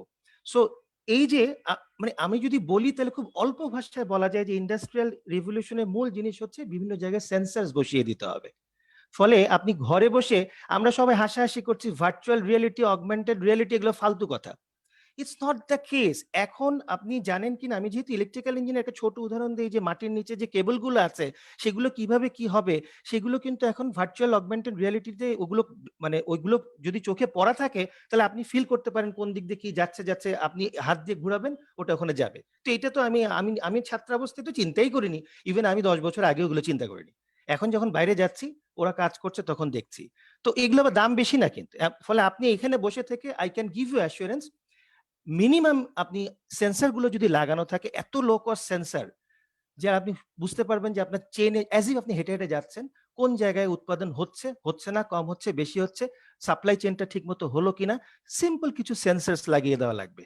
তাহলে এর সাথে কিছু আপনার, হ্যাঁ আমরা সবাই বলছি যে আমাদের ইন্টারনেট ফ্যাসিলিটি খুবই ভালো থাকা লাগবে, বা আমাদের এগুলো কিন্তু আস্তে আস্তেই হয়ে যাবে। যেমন আমরা তো আর অনলাইন এডুকেশন করিনি আগে, এখন চাপে পড়ে এই যে আমাদের ইউজিসি টেলিটকের সাথে এখন ডিক্লেয়ারও করেছে এই ব্যান্ডউইথ নিয়ে, হারে আমাদের ছাত্রদের অনেক কথাবার্তা ছিল, এখন তো সেটাও সলভ হয়ে যাচ্ছে। করিনি কিন্তু করব, কিন্তু এখন শুরু হয়ে গেছে অনলাইন ক্লাস। ফলে এর সাথে সাথে অনেক অ্যাডাপ্টেশনও চলে এসেছে। ফলে আমার ফার্স্ট সাজেশন হচ্ছে একটা সেন্টার থাকবে যেখানে মানুষ আস্থা পাবে যে আমাকে যে বুঝিয়ে দিবে এই চেঞ্জগুলো করেন, আপনার এফিসিয়েন্সি এতটুকু বেড়ে যাবে, আপনার স্টেক হোল্ডাররা এইভাবে বেনিফিটেড হবে। এবং নেক্সট হচ্ছে কিছু পাইলট করতে হবে। আপনি যদি এক্সাম্পল না ক্রিয়েট করতে পারেন, শুধু বলে লাভ হবে না যে we are moving towards fourth industrial revolution. How you can just take 1 or 2 pilot industry and give that as an example benchmark. And third is capacity development. অনেকেই বলছেন যে আপনারা কি প্রোডাক্ট বের করছেন, তারা কি পারছে, তারা কি যুগোপযোগী? আমি মনে করি বাংলাদেশের ছেলেরা কিন্তু বাইরে ওয়ার্ল্ডে যে নাসাতে রোবট উড়াচ্ছে, এবং আমাদের যারা ইঞ্জিনিয়ার তারা পারে না এমন কিছু নেই, বা আমাদের যারা ছাত্ররা আছে তারা পারে না এমন কিছু নেই, শুধু শেখাতে হবে। সো বেসিক ডিগ্রি থাকলে এটাও সম্ভব, এটা শিখিয়ে নিতে খুব একটা বেশি দেরি না। এই তিনটা কাজ যদি আমরা করি, সো অবভিয়াসলি ইউনিভার্সিটি গুলোকে সেই ক্যাপাসিটি বিল্ডিং এর দায়িত্ব নিতে হবে, ইন্টার ইউনিভার্সিটি সেই লিয়াজোটা মেনটেন করতে হবে in collaboration with industries and other policy makers. So first of all, there should be a center who will be teaching you how you'll be benefited exactly, clearly, and then you need some sort of pilots, and thirdly, you have to stress on capacity building via industry as well as via different universities. Thank you. Thank you so much, Dr. Fatah, for the wonderful deliberation. Um, we have noted down all the points, very interesting points. And Amra Kachpuri from Dhaka Chamber, our private sector, we represent the private sector. So our stakeholder meeting gulote যখন policy advocacy করব, we will talk to you, obviously, the academician. And আজকের webinar কিন্তু you see a mix. This is not just one-sided. খালি ব্যবসায়ীরা আছে, we have included everyone because we want to hear all the viewpoints to make it more meaningful. And thank you so much again, sir. Wonderful deliberation. এই পর্যায়ে আমি অনুরোধ করব doctor Mohammad Abdul Momen সাহেব, director BGMA and also managing director Fashion Knit Garments Limited, and he's one of the few rare examples in Bangladesh where academician and also businessman. So he wears both hats. So sir, আমি একটা অনুরোধ করব আপনাকে, যেহেতু আমরা 4IR এর একটা ভয় আছে আমাদের মধ্যে, সবার মধ্যে একটা ভয় থাকে যে যখন 4IR অ্যাডাপ্ট করা হবে তখন স্পেশালি গার্মেন্টস ইন্ডাস্ট্রি যেখানে লেবার ইন্টেন্সিভ, এখানে থাকাই হবে অনেক। সো দিস ইজ ইনএভিটেবল, এটা হবে সামনের দিনগুলোতে। আমরা as it is supply chain যত এফিসিয়েন্ট করব, আমরা নিজেরাই আগে 90 জন মানুষ দিয়ে একটা লাইন বানাতাম, এখন ওটা কমে কমে কিন্তু 42 মানুষ দিয়ে করছি, 45 মানুষ দিয়ে করছি, with new technologies being involved, যেখানে ফাস্ট অপারেশন একটা মেশিন করে দেয়। So this is bound to happen. So, sir, after as a garments owner, what's your take on this, and also on today's presentation and the discussions we have so far? Sir? Thank you very much, Shams, and thank you, Honorable, for giving me the opportunity to be able to speak in this forum. And also, I would like to take this opportunity to, express. I think I must first make a clarification. I'm not a managing director of a company; it's a family-owned business. So I'm a professor at the University of Dhaka, and that happens to be I inherited that. That I'm a director in that company, not a managing director. That's a and in that capacity, I'm also an elected director at BTMA. So I'll try to connect both from my business experience as a family business owner and also my experience as a professor of the University of Dhaka and especially IBA, which I've been teaching for quite some time. So this has been, first you wanted me to comment on what Sajid has just talked about the fourth industrial revolution, and he has clarified certain things that I think there are some myths about it, and he has very prudently explained what are the possibilities and what are the challenges that are coming. And I have no denial of that. I'm fully in agreement that this is what is expected to come. So since you have, I was thinking that since it has got 4IR, COVID, and SME, so I'd like to bring in two aspects that I'll probably talk at the later stage of my, allotted time. But I thought those are things that if we can incorporate would definitely help the SME sector. So first of all, for us in the industry, I think fourth IR is not future, it is our present, it is happening. Because as some you have already mentioned in your keynote and also while your question, that while you just pointed out the question that you have asked to me, posed to me, we are continuously changing equipments. And these equipments are reducing the manpower usage as you have already mentioned, and job losses are going on. If I recall, during my father's days, we had printing factory, textile printing factory, and part of it was manual. We employed hundreds of people there. Then over the years, we had automatic flatbed printing machine or rotary printing machine where we are employing tens. Now we are having digital printing machine and sublimation printing machine where we are employing one. So, and this is already in practice. The digital printing is what, we are doing for our overseas customers or also local customers, and there are placement printings that is being done by sublimation, where this is a transfer. The thing is printed on a paper, which is a digital printing, and that is transferred on the garment. Again, in the sweater industry, it is also the same. I think we were having 100% manual operation in the sweater industry in the entire Bangladesh, which has been replaced by robotic sweater machine, and which is, like, think, at least 30 times more expensive, but it reduces manpower, I think, from one machine, one man to 10 machine, one man. And production has, I think, double or 20 times more. And the flexibility is much more. So this is already happening. And again, in our factories also, we have got a dye house, which is fully automated, where the program is taken by the machine from the software, what is inside the fabric, and the sequence is done by the machine itself, and the machine demands, and an automatic robotic dispenser dispenses. So these sort of things are already there in the industry. This is already happening. So it is not that we fourth industrial revolution is something that we have to expect to come. It has already come in parts and pieces already there. The challenges for the R&D industry is that if the Westerners start onshoring or nearshoring, then the initial advantage that we had, that was our labor cost, that will be gone. And that is already gone, So here we have to increase our efficiency. So the industry has got no choice but to accept this technology and and try to be competitive with the international market. So what happens if we are doing so? How do we as Bangladeshis create our uniqueness? So, and how do we keep us going in future? So I think in this to take advantage of the fourth IR and to cope up with the challenges that is happening, we must emphasize on something which I'm trying to promote for a few months or weeks and months or years now. Is called, we call it culture. We have to export our culture. And what is that? See, if there are few examples that you can see, North Africa একটা জায়গা, একটা region, তাদের particular culture কে Western designer মধ্যে incorporate করে, they have made fabulous collection. And that again similar জিনিস, এটা আপনি অনলাইনে গেলে দেখতে পাবেন, Moroccan culture কে 1960s থেকে ওই culture কে তারা promote করেছে in the Western design, and still now they have been very successful.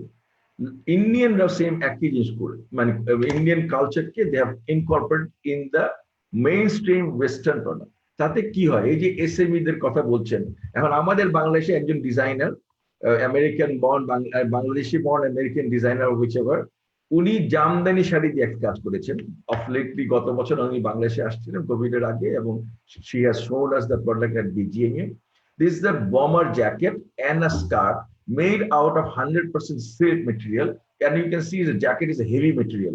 So the initial shell is made out of the industrial production, but the top line is a jamdani shari, and that has been made in a fashion that it's not a shari, it's a material, dress material. The technique is jamdani, but it's a dress material, and she has made this product and she has shown it in a Western fashion show. And if you look at the product, it's a top end product. So what is happening, where in craft and industry can go together, incorporating fourth IR, and the job losses that we are anticipating, it will not happen because we have to retrain those people. Unfortunately, this type of digitization is actually bringing digital divide. As you can see, there are super wealthy rich, and then the poor, they cannot be trained into this kind of technology because of the age, because of the education, because of the literacy level, all of that. So they must be trained in the skill. So, and that kind of skill can be incorporated in the industry, and we can do that. So this is something we got to, like, for this, the professor from BUET has already mentioned inter-institutional collaboration. I also think, and also Rashid mentioned, that IBA, where I teach, BUET and Fine Arts Institute can collaborate, have a, what we call it, this is like the name for it, just for the second, it's like a workshop. It's like a physical facility where we innovate. We innovate products there. You see, আপনি বলতেছেন digital, পাঠার ভদ্রলোক বললেন যে আমরা অনলাইনের পিছনে তো কেউ না কেউ তো প্রোডাক্টটা বানাবে, সব তো ডিজিটালি প্রিন্টিং হবে না, সব তো 3D ইনোভেট হবে না, কেউ না কেউ তো করবে। ওই ক্রাফটটা কি করবে, ওই জিনিসটা। আর যখনই আপনি কালচারাল এলিমেন্ট ঢুকাতে পারবেন, তখন আপনি ইউনিকনেস দ্বারা করাতে পারবেন। এখন আমি 3টে এক্সাম্পল দিলাম যে 3টে দেশ তাদের ইউনিকনেসকে ইন্টারন্যাশনালাইজ করেছে। এখন আপনি যদি, আমি তো বার্গার খেতে জানতাম না, আমি তো পিজা খেতে জানতাম না, আমি তো খেতাম হলো সকালবেলা চাপাতি আর ভাজি, তা আমার বার্গার খাওয়া শিখাইলো কে? That is a Western culture that আমার এখানে ওর কালচারকে আমার কালচার মধ্যে ইনকালকেট করা হয়েছে। That is something we need to do the other way around now. So আমাদের জিনিস সেটা যদি আমরা করতে পারি, তাহলে পরে, এবং এটা করা সম্ভব, এটা একদম অসম্ভব কিছু না। আজকাল all you have to do is you have to make some world class product, and you have to go digitally and make contents that promote Bangladesh like that. So this is something I would like to say, that culture has to be exported, and এই জাতীয় collaboration করে new products has to be created. কোন ধরনের product?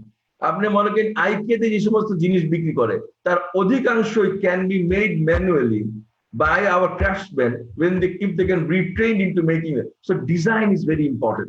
So design has to be world class. That is the most. ওই জায়গায় আমার training দরকার, ওই জায়গায় আমার কোলাবোরেশন দরকার, যেখান থেকে আমি এটা যদি করা হয়, তাহলে পরে আমার মনে হয় এই একটা জিনিস। রেগুলেটরদের জন্য আমি বলবো যে ওনারা এখন কমার্স, আমি দুইটা কথা বলছি, 3 লক্ষ মানুষ অনলাইনে কমার্স বিজনেস করছে, কিন্তু আমি এই 3 লক্ষ লোকের মধ্যে তারা অনেকেই বিদেশি পণ্য এই দেশে নিয়ে আসছে, যে জিনিসটা কিনা কোন ডিউটিবল চ্যানেলে আসে নাই, যে জিনিসটা এমন একটা হয় actually creating 1 employment, destroying 10 or 100 employment. So there has to be some sort of a regulation to control this thing. Otherwise, this is like even the local industry will suffer. The SME will suffer. Even the large-scale manufacturing will suffer because of that. It has to be brought under some sort of review, some sort of a control.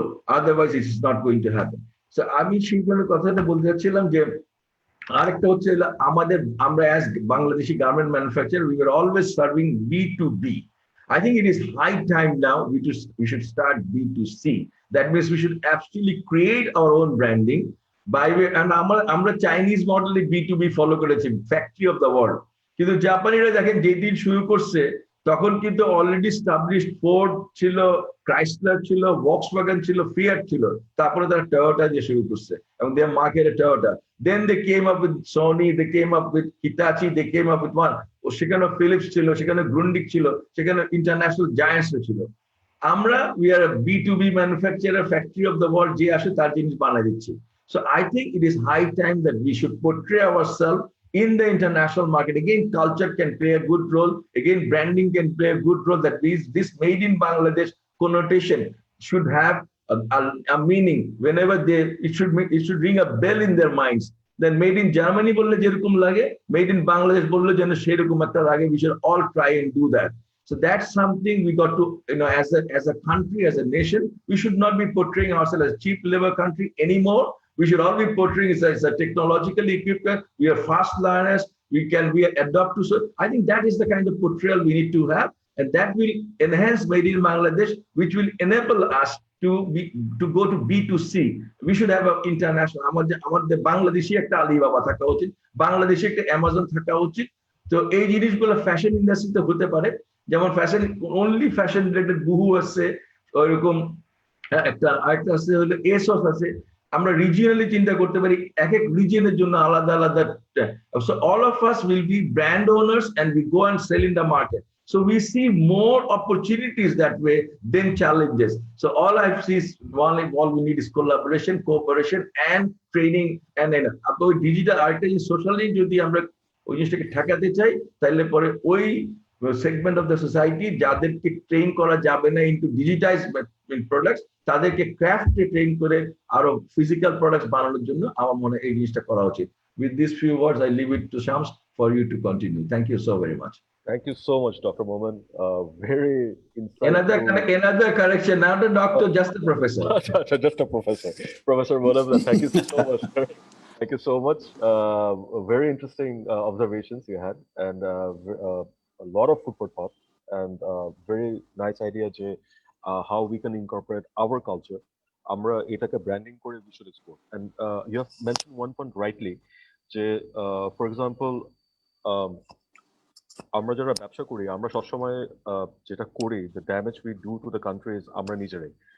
অনেক ক্ষেত্রে আমরাই কিন্তু দায়ী, কারণ আমরা যখন বাইরের সাথে কথা বলি আমরা বলি যে it will be cheaper than the next. আমরা এবং মিডিয়াতে যারা আমাদেরকে রিপ্রেজেন্ট করে তারা সবসময়, এবং আমাদের সুশীল সমাজ, তারা সবসময় আমাদের চিপ কে পোর্ট্রে করে এটা আমাদের ড্যামেজ করছে। So I think the time has come যে we should use the term যে we have a competitive pricing instead of saying we have a lower pricing.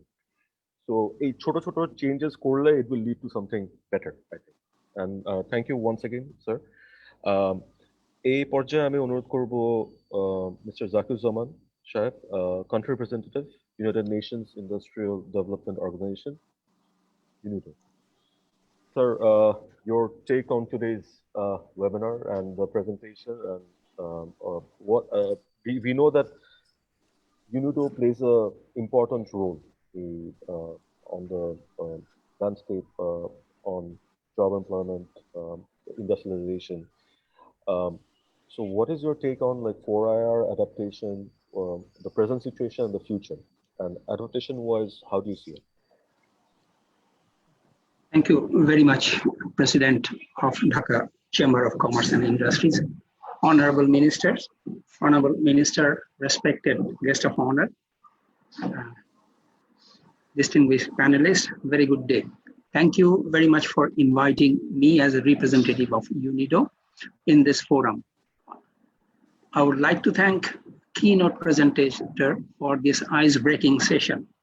There was an eye-opening one, and also the discussion just completed one that IBA professor come business person. I really liked his view.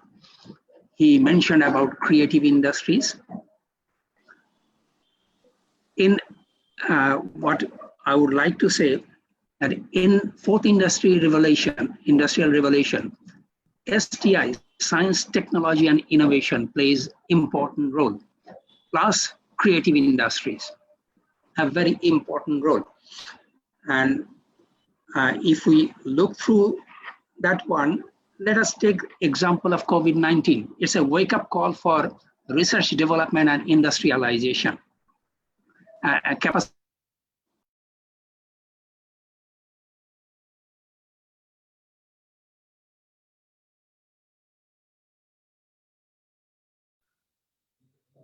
Sir, আপনি একটু unmute করতে লাগবে। Sorry for internet disruption. STI, science, technology, and innovation and creative industries are the important areas for fourth industrial revolution. If I take example of COVID, due to the science, technology, and innovation, we came to know about the biological characteristics of this virus. And also, this has given us the opportunity to let all know how to contain it, how to save your health, how to minimize your economic effect, and also social implications. If I talk about countries around Bangladesh, China, Vietnam, Indonesia, Thailand, they are advancing to this technology. China is already there. Vietnam has developed their strategy in 2019. Indonesia, in December 2018, they also had international conference on that, and they are willing to go for fourth industrial revolution, particularly focusing on GDP growth enhancement. Bangladesh, as Mr. Rashidur Rahman, Mr. Fahim, and IBA professor, and Dr. Fatta also already mentioned about that. It is already there, and it has changed people thinking behavior, lifestyle, industrial behavior, entrepreneurial behavior. As Bangladesh is an advantageous situation in terms of demographic dividend. Bangladesh is a developing country. It is already a middle income country. It is going to reach aiming for 2041 as a developed nation. And we are expecting that demographic dividend will continue up to 2033. So this is the high time for Bangladesh for preparing this young generation so that they are upskilled, re-skilled, and can cope up with the fourth industrial revolution and continue further. And for this, I'm giving one example. According to WIPO and Cornell University study, since 21 and 20, they have been doing that since 2011. Innovation index, Bangladesh positions is 116 out of 126 countries. In 2019, Bangladesh was, in 2011, Bangladesh was 97. Why this is now, we have to identify why Bangladesh's position has deteriorated. Is there not enough research is going there, or there is not enough fund allocation? If I don't have exact figure for Bangladesh, what percentage of the GDP is going for research and science and technology and innovation. But if I look for Thailand, they are spending 1%, Vietnam 0.53%, country like Malta spending 0.24%, Indonesia 0.24%. If I look UGC data for 2021, they allocated 66 crore taka for research. which is 0.78% of the total fund of UGC for the public universities. That speaks about the country. So in my opinion, if Bangladesh has industry 4.0 is already there, and Bangladesh will have to adapt with the situation, prime trust should be given on science, technology, and innovation. For that one, a robust research infrastructure and necessary funding should be allocated. And there has to be coordination, cooperation among the government institutions. For example, Ministry of Industries, honorable ministers in the ministry, ICT ministry, Ministry of Education, National Ministry of Education, and National Skills Development Authority, and relevant institution should come together and put their head together, including private chamber of commerce, universities, and private sectors, for developing a policy that how Bangladesh will adapt with the situation, and how they are going to see Bangladesh in the world market in 25 years or next 30 years. So there is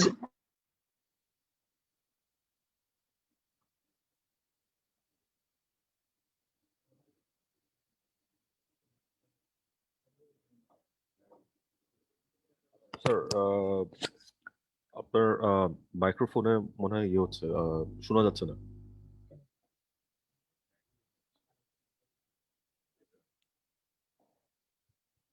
একটু unmute করতে লাগে sir. and also international cooperation regionally or beyond the region will be important for Bangladesh to position itself to get a benefit of other countries, exchange of knowledge, whatever applicable for Bangladesh, and that has to be customized in context of Bangladesh.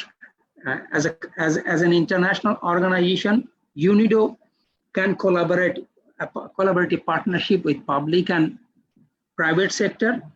It has number of industry technological promotion offices in different countries, such as in Japan, in Korea, in China, and in Latin America and South Africa. So we can, and also UNIDO has National Cleaner Production Center and Clean Tech Innovation Center. We can collaborate with the government institutions and universities so that we can help Bangladesh to adapt for IR and move forward further in line of that.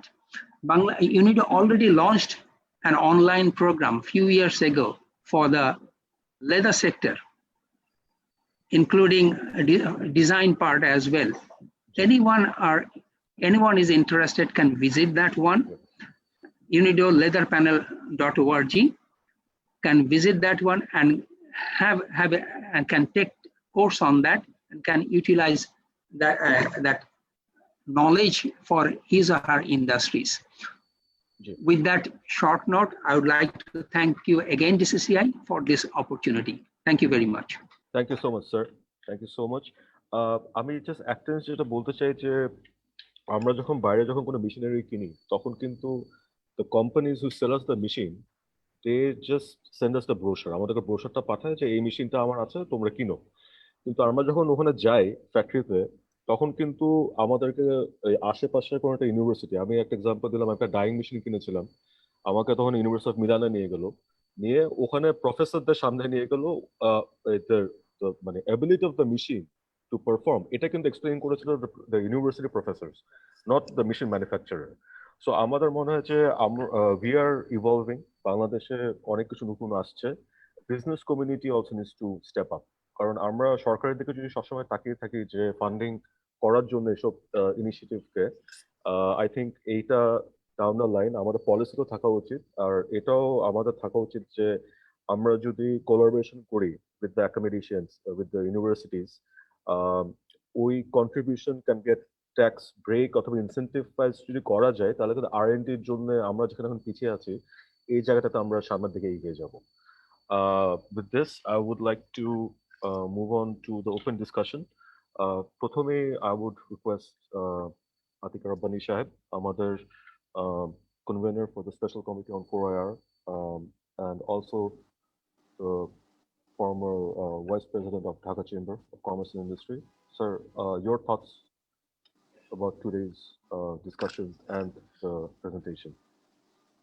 অনেক ধন্যবাদ শামস, অনেক ধন্যবাদ জব্বার ভাই, আমার honourable minister, my industry friend and colleague, আমাদের এখানে যারা আছেন, I congratulate Sajid Amit for a wonderful presentation, and I congratulate all the panelists for good discussions.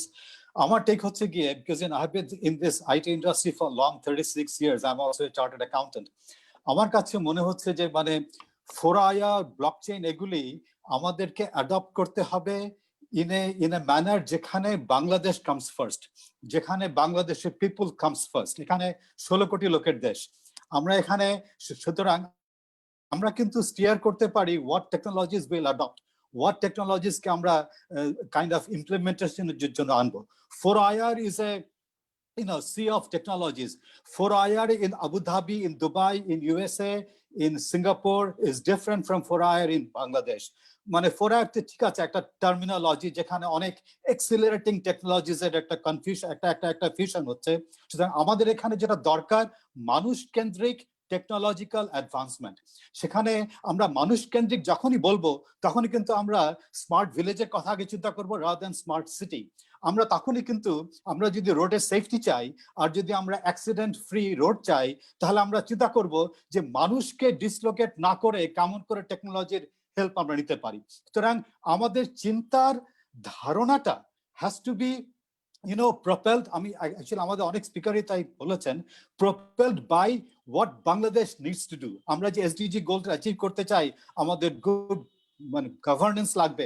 এখানে মানে ব্লকচেইনের অনেক অবদান আছে। Blockchain can actually ensure reliable record keeping within the ministries. Public expenditure আমরা অ্যাকাউন্টেবল করতে চাই, আমরা ওয়েস্ট কমাতে চাই, সেখানে ব্লকচেইনের মতো technologies for good reliable record keeping.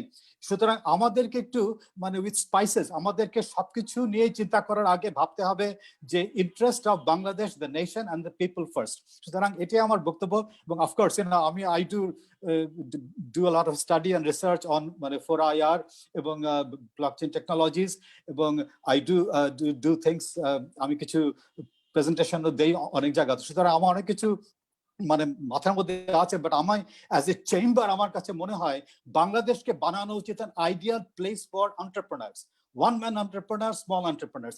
এইখানে আমরা কেমন করে পলিসির সঙ্গে এই টেকনোলজি নিয়ে আসবো, সেটা AI and all data analytics কেমন করে আনবো, সো দ্যাট আমরা এই পলিসি রেগুলেশনস কেও হেল্প করতে পারি to make Bangladesh is a heaven for small entrepreneurs. সুতরাং এটা কিন্তু একটা চেম্বারের বিরাট, আর এটা কিন্তু একটা কোনো কাইন্ড অফ লোকালাইজ, এটা একটা হোলিস্টিক অ্যাপ্রোচ আনতে হবে। সুতরাং এটাই আমাদের উদ্দেশ্য। সুতরাং আমার মনে হয় যে এখানে একাডেমিয়া প্লাস ইন্ডাস্ট্রি সবাইকে মিলে মানে উইজডম হ্যাজ টু মানে সেট ইন, যেন আমরা চুজ করতে পারি হোয়াট টেকনোলজিস টু অ্যাডপ্ট। তো ঠিক আছে,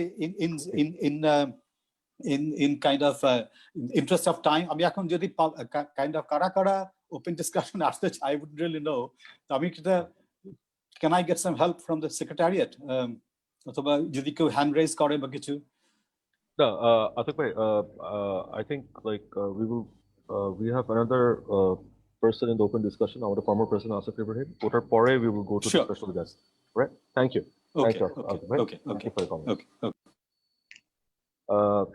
Now I would like to invite Mr. Asif Ibrahim, chairman of Chittagong Stock Exchange and also former president of Dhaka Chamber of Commerce and Industry, and also a director of BGMA as well. Sir, your take on today's presentation and your thoughts. Thank you very much. First of all, I would like to extend my greetings to the chief guest of today's webinar, the special guest, the chair, the president of Dhaka Chamber, distinguished keynote presenter, and the other panelists. I think it is very relevant that Dhaka Chamber has taken up this topic for this webinar today. As a matter of fact, before the pandemic hit, at the beginning of last year and also beginning of 2020, we were actually going to focus a lot more on 4IR and its impact on Bangladesh, particularly addressing the issue of the competitiveness of the manufacturing industry. আমাদের যে manufacturing industry গুলো আছে, বিশেষ করে যেহেতু from the perspective of export oriented manufacturing industry, R&D sector এবং leather and footwear manufacturing sector, যে সমস্ত সেক্টর গুলো আছে, তাদের কম্পিটিটিভনেস গুলো আমরা বিগত কয়েক বছর থেকে দেখছি যে আমরা কিছুটা হলেও আমাদের ইরোশন হচ্ছে বিকজ অফ দ্য ফ্যাক্ট যে অন্যান্য যে আমাদের কম্পিটিং নেশনস আছে তারা কিন্তু they are moving ahead in terms of their efficiency of production, এবং সেই ক্ষেত্রেই কিন্তু আমরা দেখেছি যে যেহেতু আমাদের এই কম্পিটিটিভনেসটা কমে আসছে 4IR এর উদ্ভাবনের মাধ্যমে, নতুন যে সমস্ত প্রযুক্তি আছে, বিশেষ করে বাংলাদেশের ক্ষেত্রে আমার আগে আতিকের আব্বানি যেটা বললেন, এটাকে কান্ট্রি কনটেক্সটে আলোচনায় নিয়ে আসতে হবে। আমাদের খেয়াল রাখতে হবে যে বাংলাদেশে প্রত্যেক বছর জব মার্কেটে we bring in 2 million people, সুতরাং জব ডিসপ্লেসমেন্ট যেন না হয় সেটাও কিন্তু আমাদের একটা বড় কনসিডারেশনে আমাদের নিয়ে আসতে হবে। তবে আমি মনে করি যে লো এন্ড যে সমস্ত টেকনোলজিক্যাল অ্যাডভান্সমেন্ট যেগুলো আমরা অলরেডি কিছু কিছু দেখছি, প্রেসিডেন্ট সাহেব আপনি নিজেও তৈরি পোশাক শিল্প সঙ্গে জড়িত, কারখানাগুলোতে বিশেষ করে কিছু কিছু ক্ষেত্রে অ্যাসেম্বলি লাইনের মতো আপনার কনভেয়ার বেল্ট সিস্টেম দিয়ে যেখানে হেল্পার্স এলিমিনেট করা যাচ্ছে সে সমস্ত জায়গায়, তারপরে ধরেন স্পেশালাইজ যে সমস্ত অপারেশনে আগে 5 থেকে 7 জন অপারেটর লাগতো, সেটা আপনি যদি একটা মেশিন ইম্পোর্ট করেন, আপনি বললেন আপনি নিজেই বিদেশে গিয়েছিলেন, সেখানে দেখা যায় যে you can actually do it 1 or 2 operators. Those kind of innovations কিন্তু আস্তে আস্তে ইন্ডাস্ট্রি এমব্রেস করছে, কিন্তু একটা কথা কি এই জায়গায় কিন্তু ইনভেস্টমেন্টস গুলো কিন্তু আসলে this machineries are much more expensive than the normal machineries that we use in the floor production floor. So ওই জায়গাতে কিছু পলিসিগত সহায়তা যদি আমরা সরকার থেকে পাই তাহলে সেটা আমরা এমব্রেস করতে পারি। আমি আতিক রাব্বানী সাহেবের সঙ্গে পুরোপুরি একমত। পলিসি এবং টেকনোলজি এই জায়গাতে আমাদের কাজ করার অনেক স্কোপ আছে, এবং আমরা যে একটা হোলিস্টিক প্ল্যান নিতে যাচ্ছি, বিশেষ করে বাংলাদেশের ইন্ডাস্ট্রিগুলোকে আরো কিভাবে এফিশিয়েন্ট করা যায়, আরো কিভাবে কম্পিটিটিভ করা যায়, সেই সমস্ত জায়গায় আমাদের কাজ করতে গেলে certainly we need a lot of policy support. Industry academia collaboration is very, very important in this area. I see my colleague in the BGMA board, Professor Momen, উনিও এই কথাটার উপরে হোন ইন করেছেন। আমাদেরকে আসলে we have to have a match between what the industry needs and what is being taught, and also from the perspective of 4IR, what can be realistically achievable in Bangladeshi context. সেই জিনিসটা আমাদের আজকে আলোচনার মধ্যে দিয়ে যদি উঠে চলে আসে, আমি মনে করি সেটা আমাদের জন্য বাঞ্ছনীয় হবে। আমার আসলে কথা বলার কোনো প্ল্যান ছিল না, তবে প্রেসিডেন্ট সাহেব আপনাকে ধন্যবাদ। Because of the interest of the topic আমি আজকে জয়েন করেছি, আর আজকে আমি অনেকদিন পরে আপনাদের খুব কাছাকাছি আমাদের সিএসি ঢাকা অফিসে এসেছি, so I took the opportunity of connecting with you. So thank you very much for giving me the opportunity. Thank you so much, Mr. President, for the wonderful comments. এই পর্যায়ে I would request আমাদের আজকের guest of honor, Ms. Parag, Additional Secretary, Ministry of Industries. Sir, আপনি শুরু করার আগে কিছু বলতে চাই যে Ministry of Industries will play a huge role in 4IR development integration policy তে, and আমরা জানি যে আপনি you are leading the automobile policy সামনের দিন যেটা আসবে বাংলাদেশে, and automobile industry is a new sector we are looking into.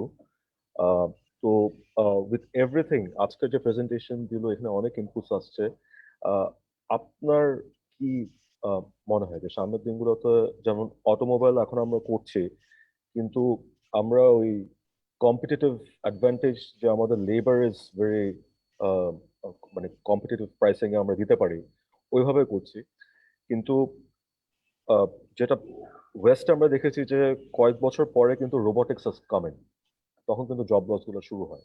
তো এই টাইপের জিনিসগুলো আপনারা পলিসিটা কিভাবে অ্যাড্রেস করবেন, মানে আপনাদের এসএমই চেইনটাকে ইন্টিগ্রেট করার জন্য আশেপাশে যে লোকগুলো আছে, তারপর আপনার মেড ইন বাংলাদেশ যে কার, যেটা নেক্সট ইয়ার আমরা ইনশাল্লাহ দেখতে পাবো আমি আশা করছি। তো এগুলো সবকিছু নিয়ে ওভারঅল আপনার থটস অ্যান্ড আজকের এই ওয়েবিনারে আমাদের কিনোট প্রেজেন্টার যেটা প্রেজেন্ট করেছেন and all the panelist, we would like to hear your comments thoughts. Thank you sir. Thank you, Shams Mahmood. Ami, it was a learning experience, and I'm very honored to be a part of this discussion.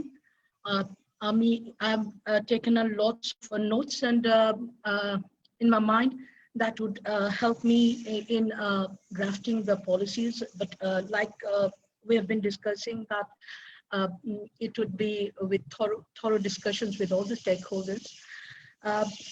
I will go with a formal statement, but of course, I'm ready for anything that comes up later. Honorable Chief Guest, Minister, Post and Telecommunications Division, renowned panelists, distinguished participants, very good afternoon to all. I'm thankful to the CCI for inviting me in this webinar, which highlights a topic which is timely and touching us in personal and professional level in the context of the COVID pandemic and the new normal we are all in. COVID-19 has given a new line of thinking all over the world. So in the case that Bangladesh, this pandemic is really a worrisome issue, but on the other hand, it brings in opportunities that we would not felt so deeply and early if it did not have the context of the present pandemic has brought about a new paradigm for the economic development, especially in manufacturing sector, with the forced introduction of Industry 4.0 or the fourth industrial revolution. Bangladesh has long been a story of aspiration, resilience, and innovation of millions of young women and men across villages and cities. In a brief 5-decade history, the country has constantly battled against all kinds of calamities and yet has sustained high economic growth. Today, we are one of the fastest growing economies globally, expanding at over 7% annually. During the past decade, under the dynamic leadership of Honorable Prime Minister Sheikh Hasina, we have also significantly reduced the poverty and inequality. Recent COVID-19 pandemic coincides with the period when Bangladesh is transitioning towards a developed country. The question arises is how best we can drive our industry to increase productivity and reduce costs in such a difficult environment. Can the adoption of automation on plant floors would lead to an exponential increased development for the future as of this integration of computation, networking, and physical process is what characterizes the fourth industrial revolution of today, on which we have to work on to make it viable in the Bangladesh context. I'd like to flag that I see hope and immense potential with the 4IR arriving in Bangladesh. The Bangladesh is a champion when it comes to point of adaptability. The popular myth about the 4IR is it might cause a loss of jobs in large scale worldwide.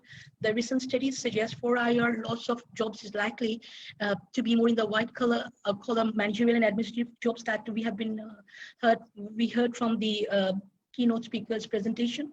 The skilled, semi-skilled jobs sector will not dry up. Rather, the skill fields will be introduced, more skill fields will be introduced with the prospects of more jobs. Now, from Bangladesh's point of view, we are a populous country with labor-intensive industries. Although we have skilled manpower shortages in many sectors, we still have skilled and semi-skilled jobs that are likely to be relevant in the national and overseas job markets for some more years to come, providing a respite for us in preparation. Another concern has been raised that the RMG sector workers, we have been discussing this, RMG sector workers might lose their jobs due to introduction of 4IR technologies. In reality, no technology will wipe out the RMG workers' job overnight. Firstly, as the number of large factories who could afford expensive 4IR technologies are limited in Bangladesh. Secondly, the natures of products the Bangladeshi RMG factories manufacture largely require human skill in most cases. It will take time to replace these skills with machines. These two factors, among others, will make our RMG sector adopting the 4IR technologies through a gradual process. Studies show that towards the introduction of 4IR, the SME sector is shifting its focus on producing high-tech products and using modern technologies to thrive in the market. We did talk about the SME sector, how we are going to cope up with it. The new trend of high-tech SMEs has its roots in industrial research, which is also we flagged, and the government, private sectors, the entrepreneurs, academia, and the financial institutions can contribute to that end. 4IR technologies would open up new avenues and also help creating new industries such as recycling industries that helps to the protection of the environment environment significantly. At the same time, the availability of technologies make one entrepreneur's waste to other entrepreneurs' raw material. New technologies help entrepreneurs stay in their locality, provide innovative solutions to the local issues. Similarly, using high-tech equipment and IoT-based apps in local industries such as agro-products, fisheries, and livestock may create new startups in every remote corner of Bangladesh. We need to conduct a careful, this also we talk about during the discussions era of Industry 4.0. This assessment with extensive R&D should consider traditional dynamics while also accounting for COVID-specific variables, which is the presently, such as post-pandemic economic considerations, emerging challenges faced by the workers. Let me also add here that Ministry of Industry is now drafting the National Industrial Policy 2021 with the focus on Industry 4.0. Through the stakeholders consultations, all the issues of 4IR impact for better and bad to our industries would be addressed.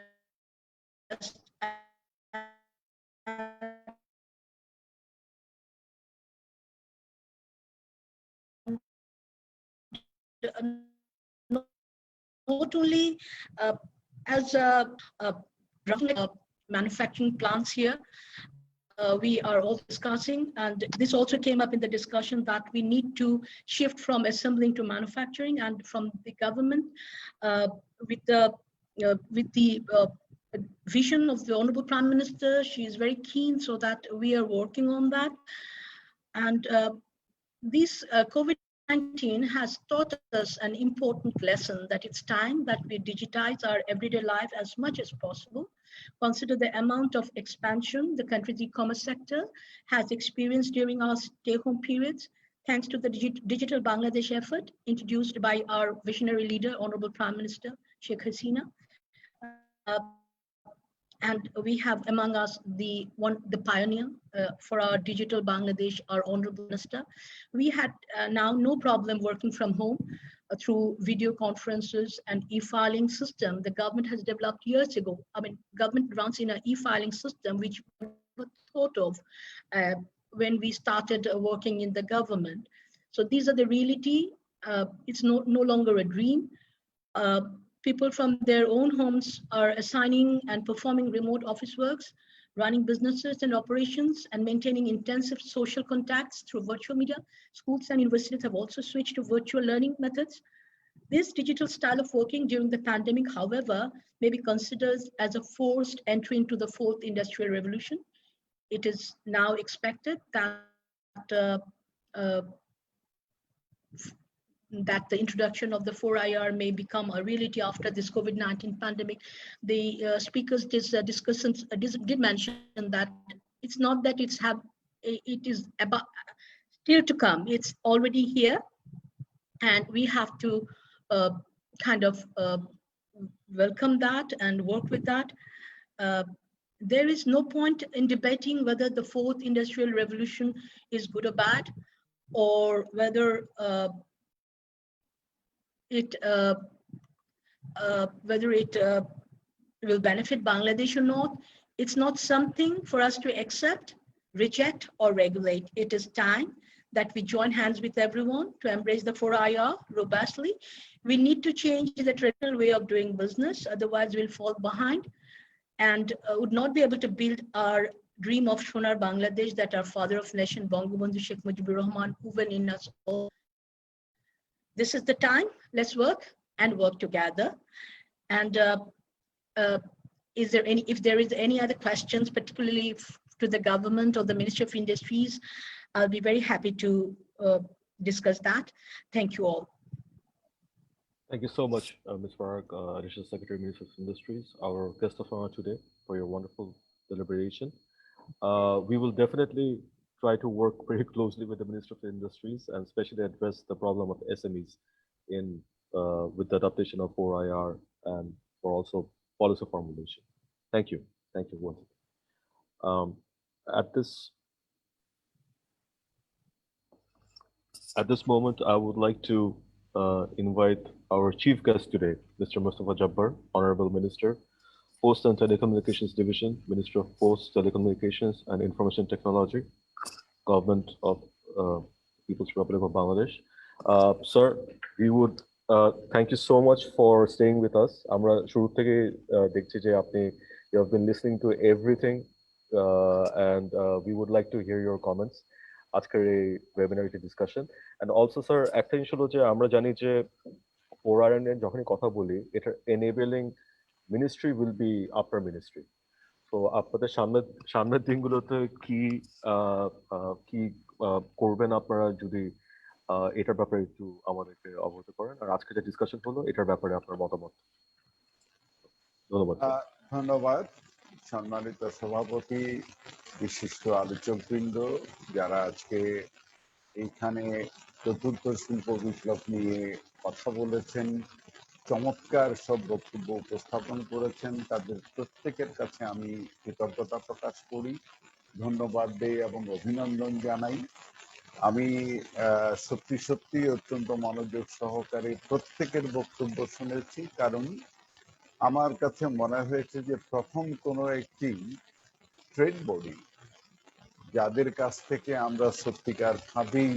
ভবিষ্যতের স্বপ্ন দেখতে চাই এইরকম একটি গুরুত্বপূর্ণ বিষয় নিয়ে এত চমৎকার একটা আলোচনার আয়োজন করেছে বক্তারা এত সুন্দরভাবে পুরো বিষয়টাকে উপস্থাপন করেছেন যে আমি মুগ্ধ হয়ে তাদের কথা শুনেছি এবং সবচেয়ে গুরুত্বপূর্ণ বিষয় যেটি যদি আমি ঢাকা চেম্বারকে ধন্যবাদ দিতে চাই যে যারা যারা সংশ্লিষ্ট তাদের প্রায় সকলকেই এর মধ্যে আপনারা অন্তর্ভুক্ত করেছেন এটা সচরাচর ঘটে না এটা প্রায় একতরফা হয়ে যায় কখনো কেবলমাত্র ব্যবসা কেন্দ্রিক কখনো কেবলমাত্র আমলা কেন্দ্রিক অথবা কখনো কেবলমাত্র শিক্ষা কেন্দ্রিক এই ধরনের ঘটনা ঘটে কিন্তু আজকের এই ঘটনাটা হচ্ছে অন্যরকম একেবারে সকলের পার্টিসিপেশন সহ চমৎকার একটা বিষয় নিয়ে কথা বলা হয়েছে আমি একদম আমার বক্তব্য শুরুতেই শ্রদ্ধা জানাই আমার জাতির পিতা বঙ্গবন্ধু শেখ মুজিবুর রহমানের প্রতি আমরা এইবার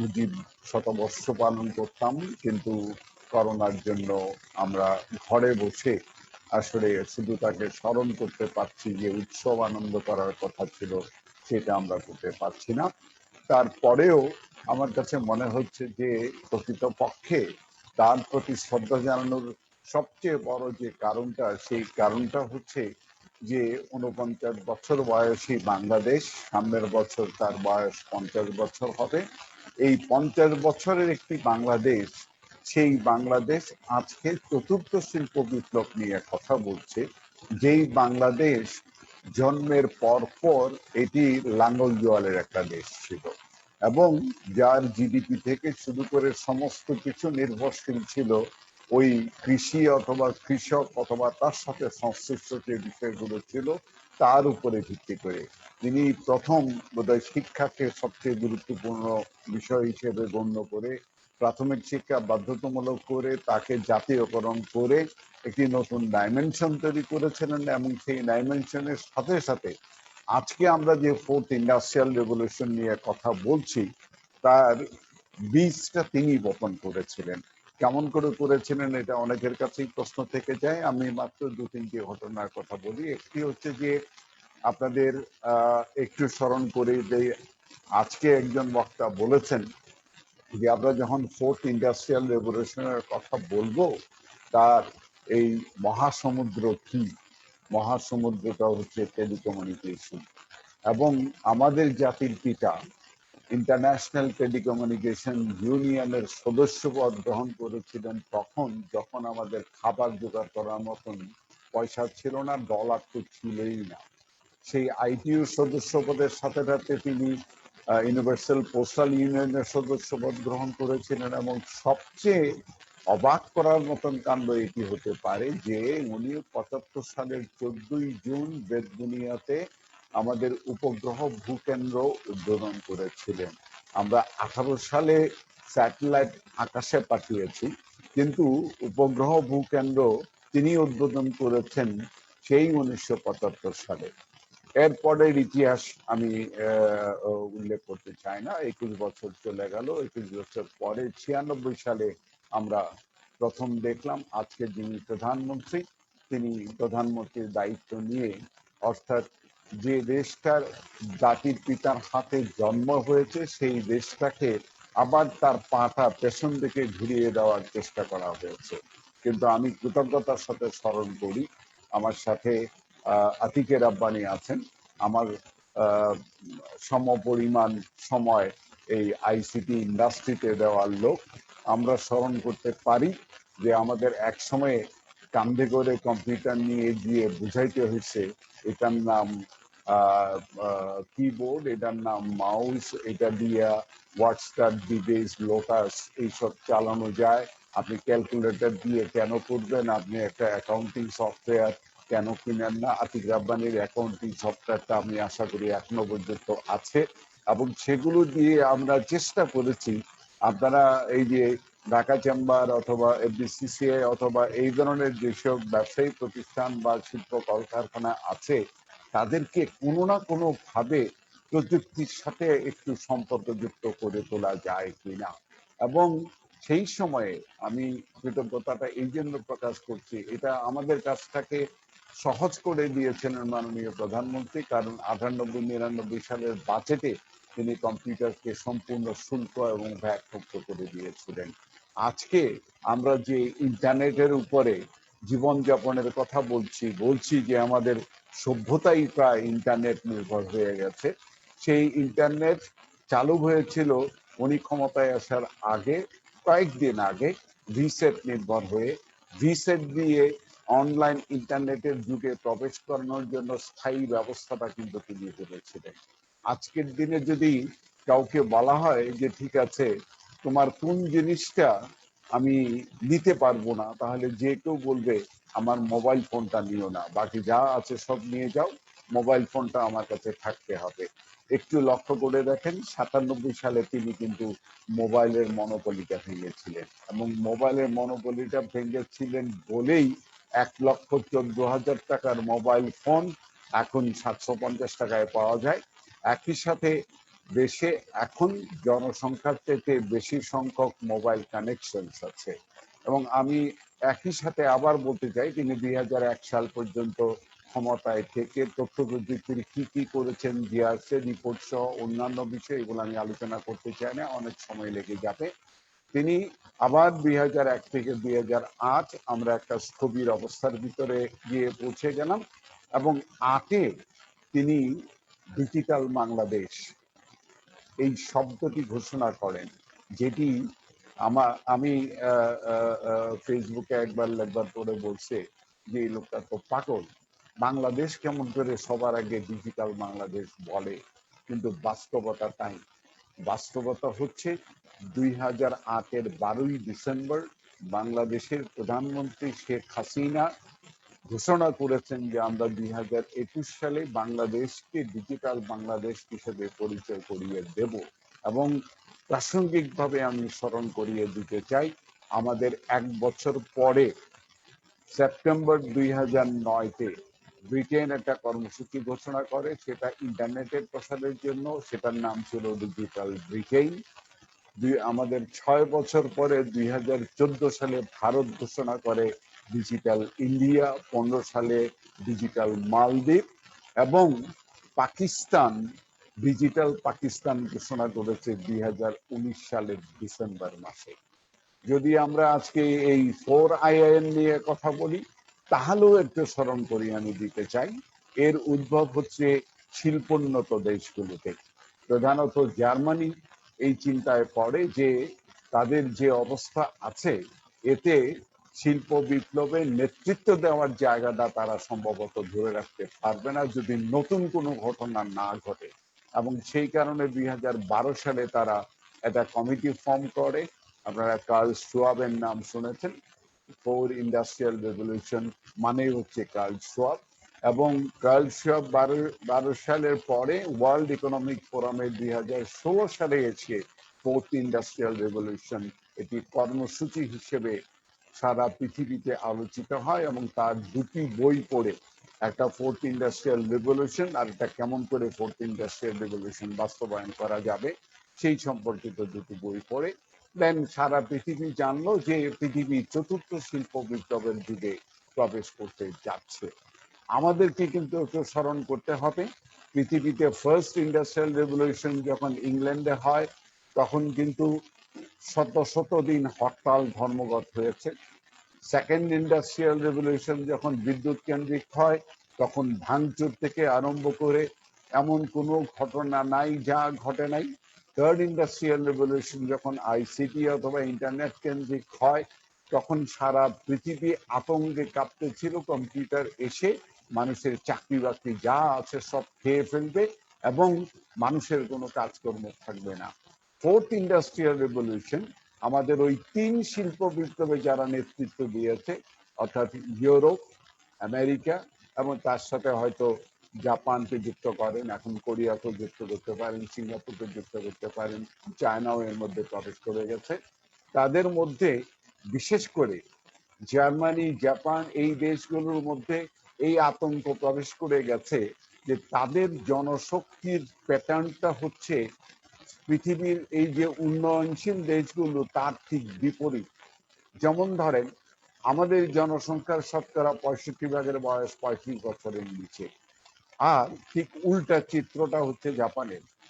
তাদের জনসংখ্যার 65% বয়স 65 বছরের উপরে, এবং তাদের এখন কলকারখানা চালু রাখা তো দূরের কথা, 65 বছরের উপরের বয়সে যে মানুষগুলো আছে তাদেরকে খাবার দেওয়ার জন্য, ওষুধ দেওয়ার জন্য, যত্ন নেওয়ার জন্য মানুষ খুঁজে পাওয়া যায় না, এবং আমাদের মতন দেশ থেকে তাদেরকে খুঁজতে হয় যে এই বুড়া মানুষগুলোর যত্ন নেওয়ার জন্য আসলে কোনো ব্যবস্থা করা যায় কিনা। একই সাথে আমরা আসলে আমাকে যদি বলেন 4th ইন্ডাস্ট্রিয়াল, আমি ডিজিটাল বাংলাদেশ সম্পর্কে জানি এবং ডিজিটাল বাংলাদেশ সম্পর্কে আমার বইও আছে, একেবারে 2007 সাল থেকে লেখালেখি করছি। সেই থেকে আমি জানি আমি ডিজিটাল বাংলাদেশ কি করতে চাই। একদম স্পষ্টভাবে এই কথাটি যেটি আমাদের মাননীয় প্রধানমন্ত্রী বলেছেন, আমাদের ডিজিটাল বাংলাদেশ মানে হচ্ছে বঙ্গবন্ধুর সোনার বাংলা, এবং এই বঙ্গবন্ধুর সোনার বাংলা গড়ে তোলার জন্য আমাদের জনগণকে সবচেয়ে বড় হাতিয়ার হিসেবে ব্যবহার করা, এবং জনগণের হাতে কোনো হাতিয়ার দিতে হবে, যে হাতিয়ার দেওয়া দরকার সেই হাতিয়ারই দিতে হবে। এবং যেটা আতিক রাব্বানি বলেছেন এই জায়গাটা নিয়ে কিন্তু এখন ওয়ার্ল্ড ইকোনমিক ফোরামই দ্বিধাগ্রস্ত হয়ে গেছে। কিরকম ভাবে? ওরা যখন 4th ইন্ডাস্ট্রিয়াল রেভলিউশনের কথা বলেছে জাপান তখন বলছে সোসাইটি 5.0, এবং জাপানের বক্তব্যটা কি? জাপান বলছে 4th ইন্ডাস্ট্রিয়াল রেভলিউশন হচ্ছে যান্ত্রিক, এটাকে মানবিক করতে হবে। এবং আমরা কিন্তু আজকের আলোচনার ভিতরে পুরো মূল স্পিরিটটা যদি দেখি তাহলে কিন্তু এটা খুবই স্পষ্ট হয়ে উঠছে যে আমরাও ঠিক এই যান্ত্রিক যে বিপ্লবের কথা বলা হচ্ছে তাকে মানবিক করতে চাচ্ছি, এবং আমি অত্যন্ত আনন্দিত যে আলোচকবৃন্দ এটাকে উপলব্ধি করেছেন যে দুনিয়ার সবাই যে যার মতন যা বলে সেইটাকে আমাকে মুখস্থ বিদ্যার মতন আয়ত্ত করে এনে বাংলাদেশে প্রয়োগ করতে হবে, অথবা কপি করতে হবে, অথবা তারা যে ফর্মুলা দেবে সেই ফর্মুলা আমি প্রয়োগ করতে যাব, এটা আমরা করব না।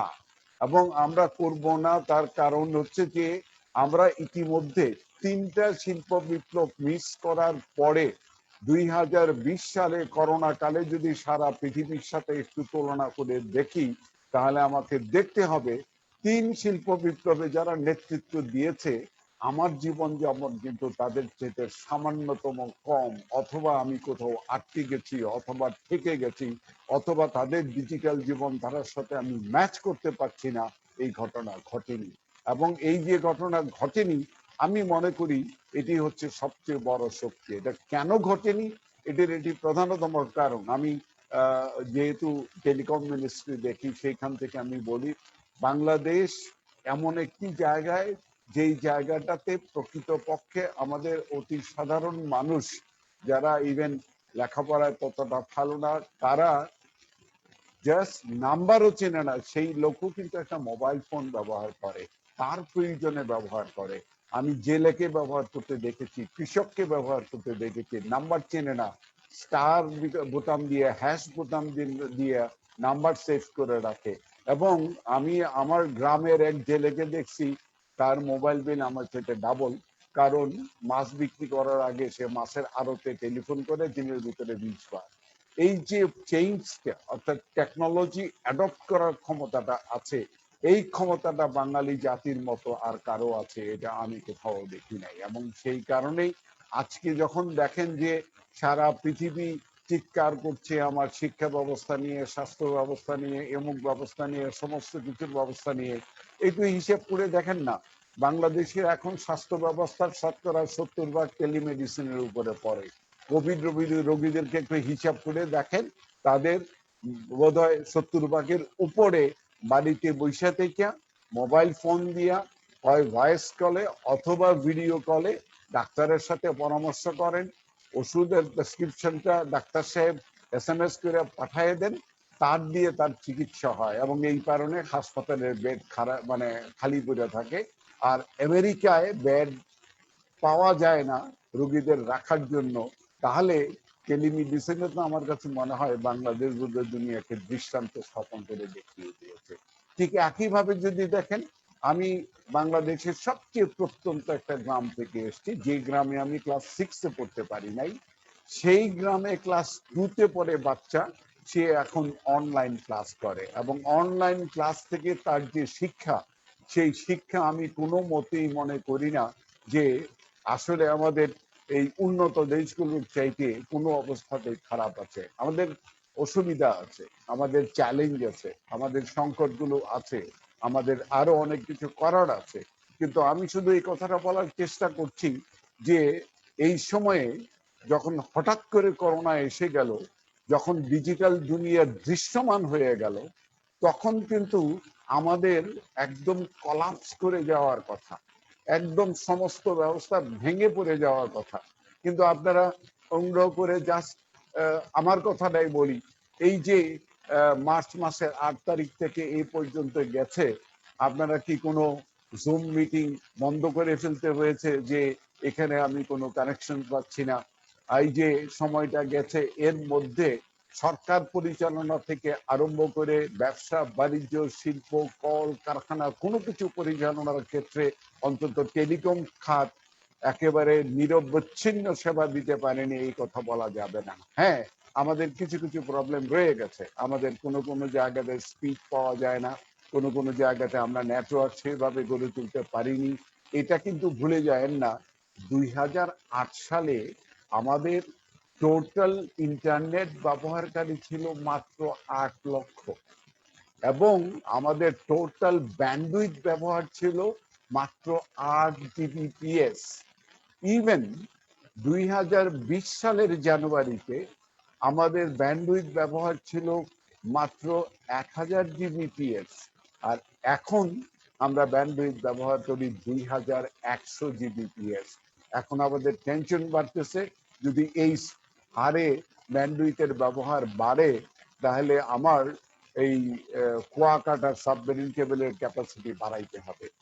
এই যে সিচুয়েশনটা তৈরি হয়েছে, এটির জন্য একেবারে সম্পূর্ণ কৃতিত্ব এই দেশের জনগণের। এবং এই দেশের জনগণ এত সহজে স্বচ্ছন্দে টেকনোলজিকে অ্যাডপ্ট করতে পারে, যেটি পৃথিবীর বহু দেশের জনগণের পক্ষে সম্ভব না। আমি সেই কারণেই বলি, ফোর্থ ইন্ডাস্ট্রিয়াল রেভলিউশন দিয়ে আমাদেরকে ভয় দেখায় লাভ নাই। আমার দুটো ঘটনা আমি আপনাদেরকে স্মরণ করিয়ে দিই। আমি একবার আমাদের একটা বিদেশি রাষ্ট্রদূতদের বাংলাদেশে এই পর্দায় আমরা একটা জাস্ট অনুষ্ঠানে দাওয়াত দিয়েছিলাম, আলোচনা হচ্ছিল। জার্মান রাষ্ট্রদূত আমার সাথে কথা বলতে বলতে বলছিল যে দেখো, সময় কিন্তু এসে গেছে, তুমি দেখবা তোমার দেশের গার্মেন্টস ফ্যাক্টরি আমি ফ্র্যাঙ্কফুর্টে নিয়ে যাব। তা আমি ওরে বলছিলাম, তুমি মেশিন বানাইতে পারবা, কিন্তু মেশিন যে বানাবে সেই মানুষটা বানাইতে পারবা না। তুমি যে কারখানা ফ্র্যাঙ্কফুর্টে নেবা, যে রোবট দিয়ে বানাবা, আমার দেশের মানুষ তোমার দেশে রোবট বানাইয়া সাপ্লাই দেবো, কারণ তোমার দেশে রোবট বানানোর লোক খুঁজে পাওয়া যাবে না। ঠিক একইভাবে আমার মনে আছে 18 সালে প্রথম আমি ফোর্থ ইন্ডাস্ট্রিয়াল রেভলিউশন নিয়ে মিনিস্টেরিয়াল কনফারেন্সে বার্সেলোনায় একটা মিটিংয়ে ছিলাম, এবং সেখানে যিনি কিনোট স্পিকার ছিলেন তিনি খুব গর্ব করে বলতেছিলেন, আমরা ফোর্থ ইন্ডাস্ট্রিয়াল রেভলিউশনকে স্বাগত জানাই, কারণ পৃথিবীতে 1.2 বিলিয়ন ভেহিকেল আছে, এই ভেহিকেলগুলোর জন্য ড্রাইভার লাগে, আমরা ড্রাইভারলেস কারের যুগে পৌঁছে যাচ্ছি, এবং সেই ড্রাইভারলেস কারের মাধ্যমে আমরা এই যে মানুষের সংকটে আছি সেই সংকট আমরা কাটিয়ে উঠবো। আমি তখন তাদেরকে বলছিলাম যে তোমাদের কাছে মানুষ সংকট বলে মনে হচ্ছে, কিন্তু বাংলাদেশের মতন দেশ, যাকে তোমরা ওভার পপুলেটেড বলো, আমাদের কাছে মানুষ সংকট না, সম্পদ। এবং এই সম্পদকে ব্যবহার করেই কিন্তু আমরা তোমাদের এই ফোর্থ ইন্ডাস্ট্রিয়াল রেভলিউশনে আমরা 3টা শিল্প বিপ্লব মিস করার পরে চতুর্থটাতে নেতৃত্ব দেব। এবং আমি আজকে 2020 সালে কোভিড চলাকালীন সময়ে বলতে পারি, আমাদেরকে যেভাবেই মূল্যায়ন করুক, আমরা হয়তো সেইভাবে এখনো পর্যন্ত ফোর্থ ইন্ডাস্ট্রিয়াল রেভলিউশনের টেকনোলজিগুলি ইউজ করা শুরু করিনি, ছোট ছোট করে হয়তো শুরু করেছি। কিন্তু আমার আত্মবিশ্বাস আছে, আমার বুয়েটের যে মধ্য মানুষটি যে কথাগুলো বললেন, আমাদের ছেলে মেয়েদেরকে আপনি একটু দেখিয়ে দেবেন, একটু গাইড করে দেবেন, একটু মাত্র টেকনোলজির সাথে পরিচয় করিয়ে দেবেন, খুঁজে পাবেন দে আর দ্য বেস্ট। আমি দুটো এক্সাম্পল দিই, আমার মনে হয় যে আপনাদের প্রত্যেকের মনে এটি দাগ কাটবে। আমি যখন মন্ত্রী হিসেবে দায়িত্ব নেই 2018 সালে, তখন আমার সামনে প্রথম চ্যালেঞ্জ হয়ে যায় বঙ্গবন্ধু স্যাটেলাইট উৎক্ষেপণ করতে হবে, এবং উৎক্ষেপণ করার পরে এটি পরিচালনা করতে হবে। তা আমি চিন্তা করলাম যে আমার তো এটা নিয়ে টেনশনের জায়গার মধ্যে দুটো বড় টেনশন নাই আমার, কারণ এটা বানাচ্ছে ফ্রান্স আর এটা উৎক্ষেপণ করছে আমেরিকা। এই দুই জায়গায় আমার কোনো রোল নাই, কিন্তু আমার রোলটা হচ্ছে এটা যখন আকাশে তুলে দেব, তারপরে যখন এটাকে আমার চালাতে হবে, এইটা কেমন করে চলবে। আমি তাৎক্ষণিকভাবে গাজীপুরে গেলাম, আমাদের উপগ্রহ ভূকেন্দ্র, যেটাকে আমরা সজীবদের জয়ের নামে আমরা করেছি, সেখানে গেলাম, এবং সেখানে গিয়ে পেলাম যে ফরাসি ভদ্রলোকরা এই কেন্দ্রটি দেখাশোনা করছে। এবং আমি তাদের জিজ্ঞেস করলাম যে তোমাদের সাথে তো আমাদের চুক্তি আছে যে তোমরা আমাদের এই স্যাটেলাইটের দেখাশোনা করাটা উৎক্ষেপণের পরেও 3 বছর করবা, কিন্তু তোমরা তো মানুষ মাত্র 3 জন দেখতে পাচ্ছি, তো যখন উৎক্ষেপণ হবে তখন দেখাশোনা করার জন্য তো তোমাদের এই 3 জন লোক দিয়ে কি করতে পারবা। সে আমার হাতে ধরে নিয়ে গেল একটা রুমে, বললো যে তুমি 3 জন মানুষ দেখছো তো, এখন দেখো, এই যে দেখো 30টা চেয়ার আছে, এবং এই 30টা চেয়ারে যা দেখতেছো সবগুলো তোমার দেশের মানুষ। এদের একটাও স্পেস সায়েন্স কাকে বলে এটা কোনোদিন তাদের পাঠ্য বই তো দূরের কথা, কোনো আলোচনার মধ্যেও আসে নাই। আমরা এদেরকে কোনো মতে সিভি দেখে দেখা, যেগুলোর সাথে একটু টেকনোলজির সাথে যোগাযোগ আছে, প্রাতিষ্ঠানিক শিক্ষা আছে, এগুলো ধৈর্য নিয়ে আসছি এইখানে। এবং আজকে 3 মাস হলো ট্রেনিং দিচ্ছি, তুমি ইচ্ছে করলে আমাকে এখান থেকে বিদায় করে দিতে পারো, এবং তোমার 30 জন লোক তোমার স্যাটেলাইট পরিচালনা করার সম্পূর্ণ দক্ষতা রাখে। এবং আজকে আপনাদেরকে আমি জানাই, আমরা স্যাটেলাইট উৎক্ষেপণ করেছি 2018 সালের 12ই মে, এবং এখন পর্যন্ত ওই স্যাটেলাইট কিন্তু আমার ওই 30 জন ছেলে মেয়েই কিন্তু পরিচালনা করছে। এক সেকেন্ডের জন্য, এক মুহূর্তের জন্য কিন্তু আমার স্যাটেলাইট সামান্যতম কোনো বিচ্যুতির মধ্যে পড়ে নাই। তার মানে আমি বোঝাতে চেয়েছি যে আপনি বুঝতে পারেন যে আমাদের ছেলে মেয়েদের মেধার অবস্থাটা কি আছে। আরেকটা এক্সাম্পল আপনাদেরকে দেই, আপনারা জানেন যে স্যামসাং এখন বাংলাদেশে মোবাইল ফোন বানায়।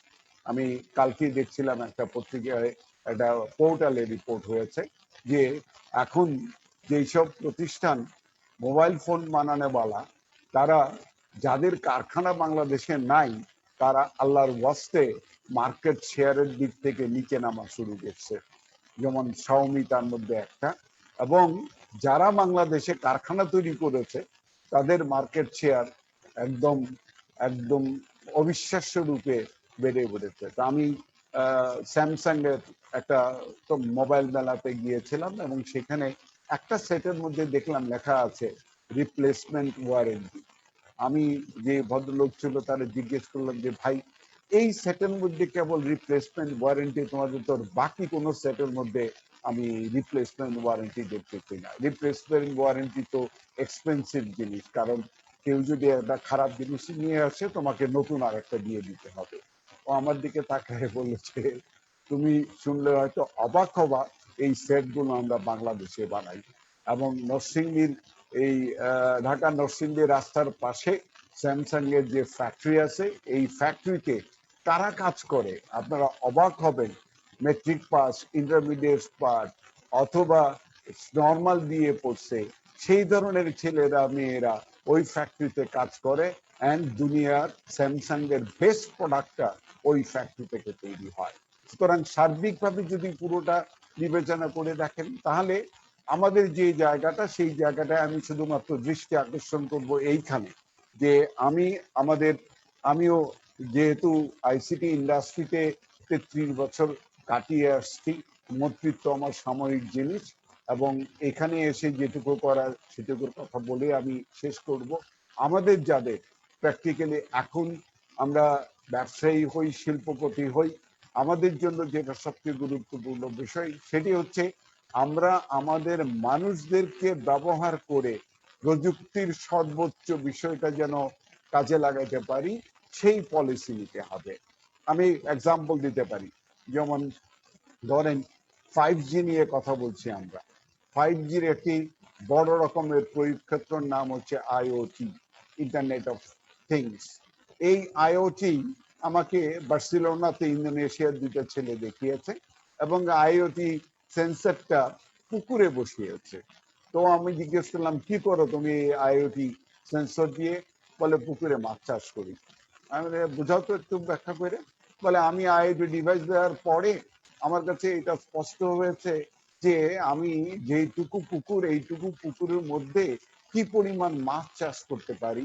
তুমি অবাক হবা, আমি আগে যা ধারণা করছিলাম এখন তার দ্বিগুণ মাছ চাষ করতে পারি, কারণ সেন্সর আমাকে বলছে এই পরিমাণ জায়গা আছে, অর্থাৎ তুমি আরো মাছ ছাড়তে পারো। আর কি করো? বলে আমি এই আইওটি ডিভাইস দিয়ে আমি মাছের খিদা মাপি। কিরকম?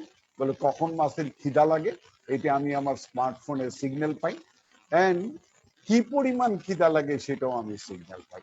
তা আমি প্রথমটাতে তো প্রশ্ন করি নাই, দ্বিতীয়টাকে প্রশ্ন করলাম, আরে বাবা তুমি কি পরিমাণ খিদা লাগে এইটা কেমন করে ঠিক করো? বলে আমার অ্যালগোরিদমটা এরকম ভাবে করা, মাছের চলাফেরা দেখিয়া সে বুঝতে পারে যে কি পরিমাণ খিদা তার লাগছে, এবং আমি হিসাব করে দেখছি যে আমার খাবার সরবরাহ 50% কমে গেছে। আমি আইওটি ডিভাইসের উপর ডিপেন্ড করে সেই কাজটা করতে পারি।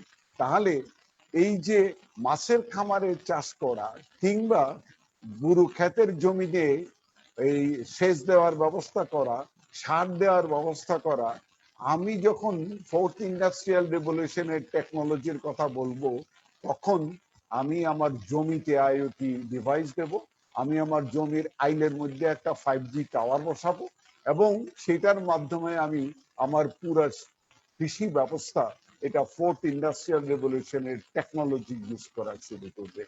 ঠিক একইভাবে আমি মনে করি প্রত্যেকটি ক্ষেত্রে যে টেকনোলজির কথা বলা হচ্ছে, আমি আরেকটি কথা বলে আমি শেষ করছি, সেটি হচ্ছে আমার ধারণা ছিল যে আমাদের ছেলেপেলেরা আসলে মেধাবী, বলছি বক্তৃতা দিচ্ছি এটাকে নিজেকে সান্ত্বনা দেওয়ার জন্য, নাকি কষ্ট করে দেশ স্বাধীন করছি সেই কারণে একটা আত্মতৃপ্তি পাওয়ার জন্য, চেষ্টা করে দেখি।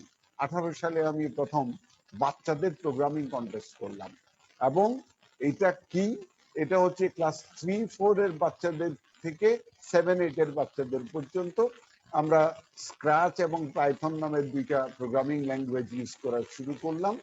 আমার কাছে বিস্ময়কর মনে হয়েছে, আপনারা বিশ্বাস করবেন কিনা জানি না, ক্লাস 3-র একটা মেয়েকে দেখলাম সে স্ক্র্যাচ প্রোগ্রাম ইউজ করে একটা রোবট কিট, ওই কিট থেকে একটা রোবট বানিয়েছে, স্ক্র্যাচ দিয়ে প্রোগ্রামিং করেছে, এবং সেই প্রোগ্রামিং করা প্রোগ্রাম দিয়ে সে রোবটকে হাঁটিয়েছে। আমার তখন মনে হয়েছে যে আমার দেশে এই ক্লাস 3-তে পড়া মেয়ের যদি এই পরিমাণ মেধা থাকে, তাহলে আমি কোন 4th ইন্ডাস্ট্রিয়াল রেভলিউশনে আমার ভয় পাওয়ার কি আছে। এবং ঠিক একইভাবে আমি মনে করি প্রত্যেকটি ক্ষেত্রে আমাদের যেটি দরকার হবে সেই জায়গাটাতে আমি মনে করি খুবই প্রয়োজন।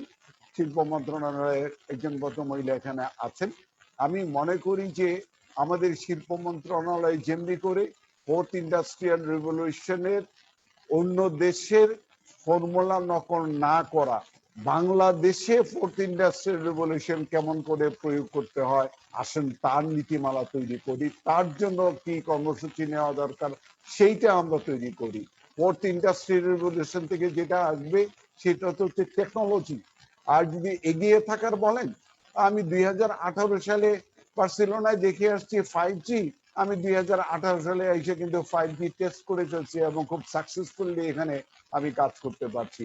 এখানে কিন্তু আমি টার্গেট নিয়ে রাখছি যে 2023 সালের ভিতরে আমি 5G মোটামুটি নগরগুলোতে ছড়িয়ে দেব, সো দ্যাট আমার এখানে ইন্ডাস্ট্রি যদি গড়ে ওঠে তাহলে সেই ইন্ডাস্ট্রি যেন 5G টেকনোলজির সুযোগ সুবিধাটা নিতে পারে।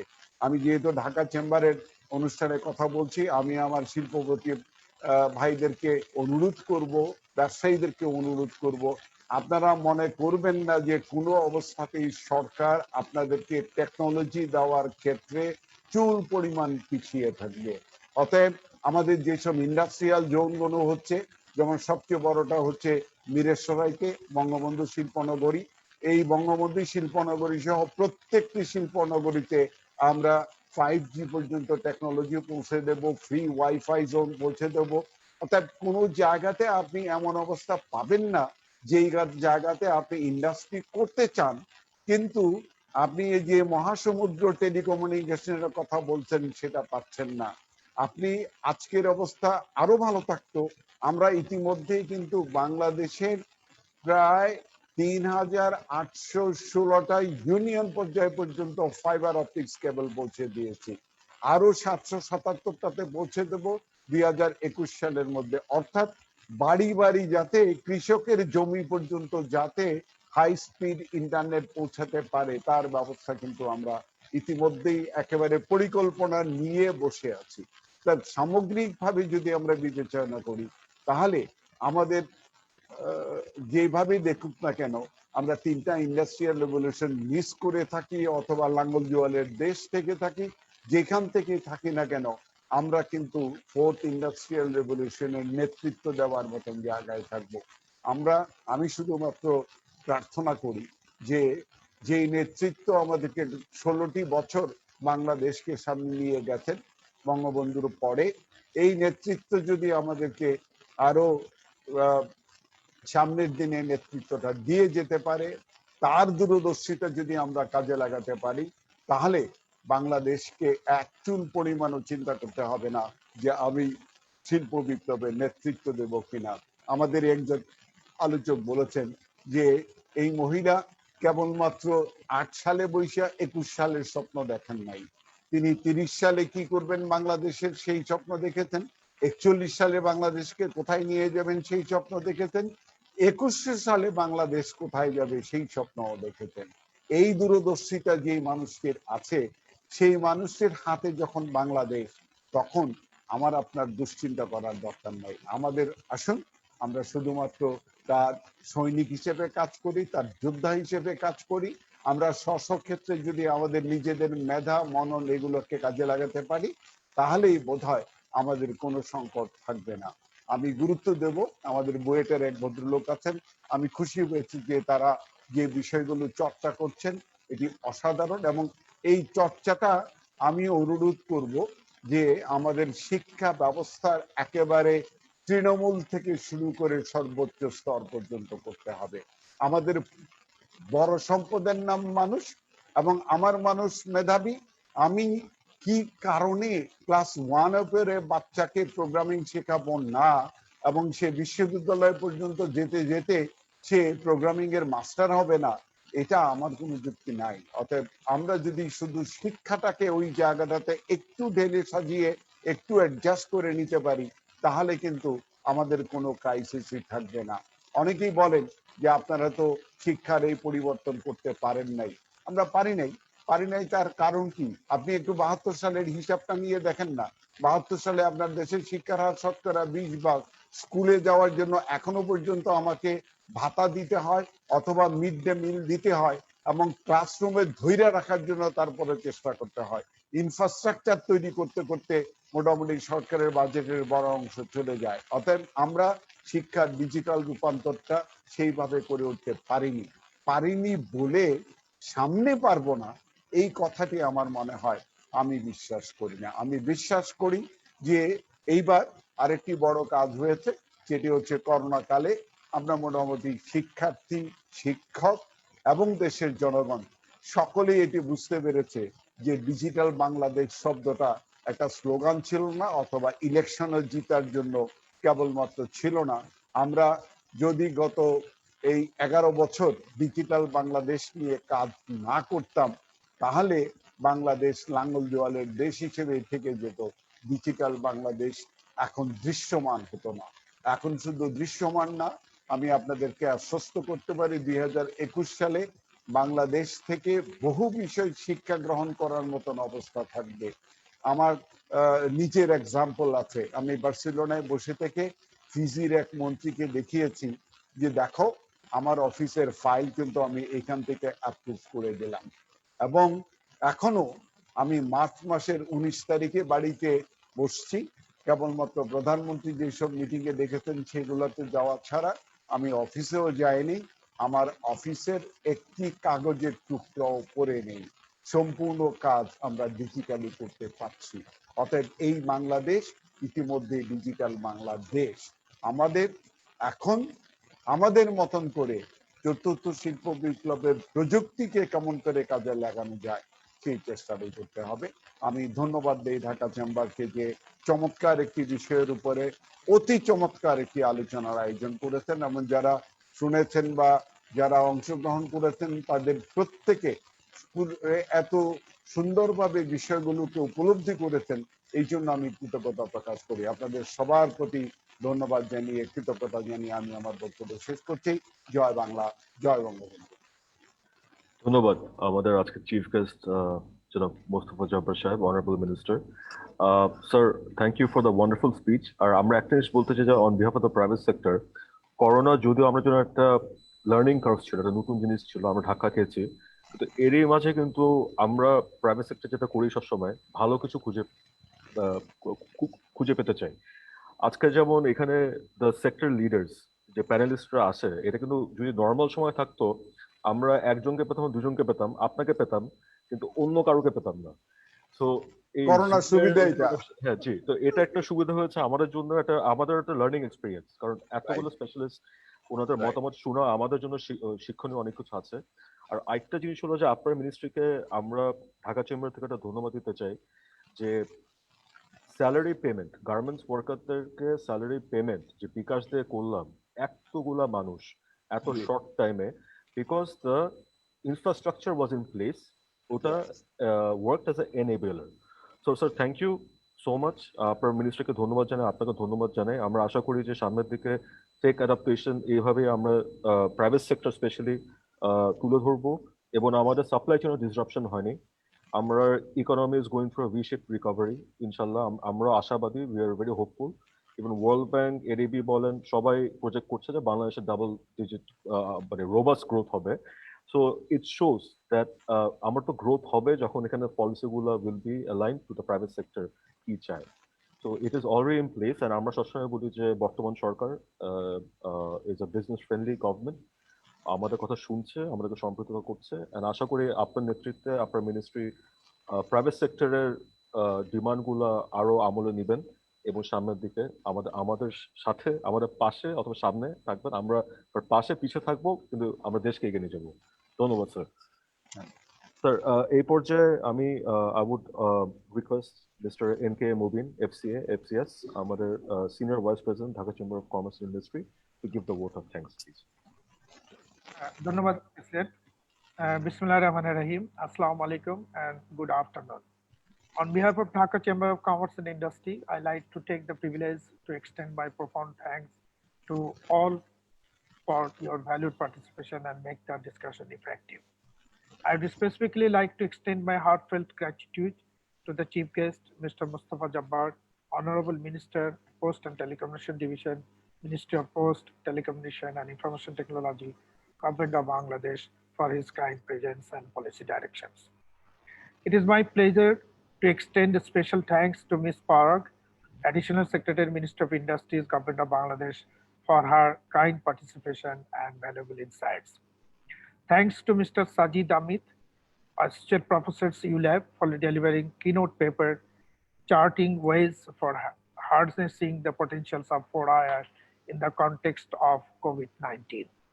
Also like to thank all distinguished discussions who have enlightened us with their thoughtful insights. Distinguished guest, 4IR coincides with the period of Bangladesh's transitions towards developing economy.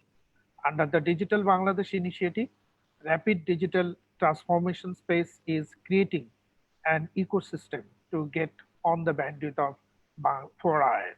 The groundbreaking initiative of government to establish 28 high-tech and software technology parks across the country will help creating digital infrastructure and human resources to embrace 4IR technologies to steer the development journey of Bangladesh. Moreover, the private sector business community is also considering the application of new and relevant technologies like blockchain, cloud computing, and robotics, etc., for their business excellence. Ladies and gentlemen, as practiced, we will share our recommendations emerged from this webinar with the concerned government agencies to address the critical issues. I'm optimistic that the recommendations from these discussions will help our government to further improve our ecosystem required to adapt 4IR technologies for both industrial and economic development of the country. Distinguished guests, once again, I express my deep gratitude to all distinguished participants to make this webinar successful. Allah Hafiz. Yes. Thank you so much, Bobin sir. With this, with the permission of the Chief Guest, so আমরা শেষ করি sir. আপনি join করেন, আমি join sir. Okay. Thank you. Assalamualaikum, sir. Thank you. Sir. Thank you so much, madam. Thank you. Thank you, sir. Thank you very much. Thank you.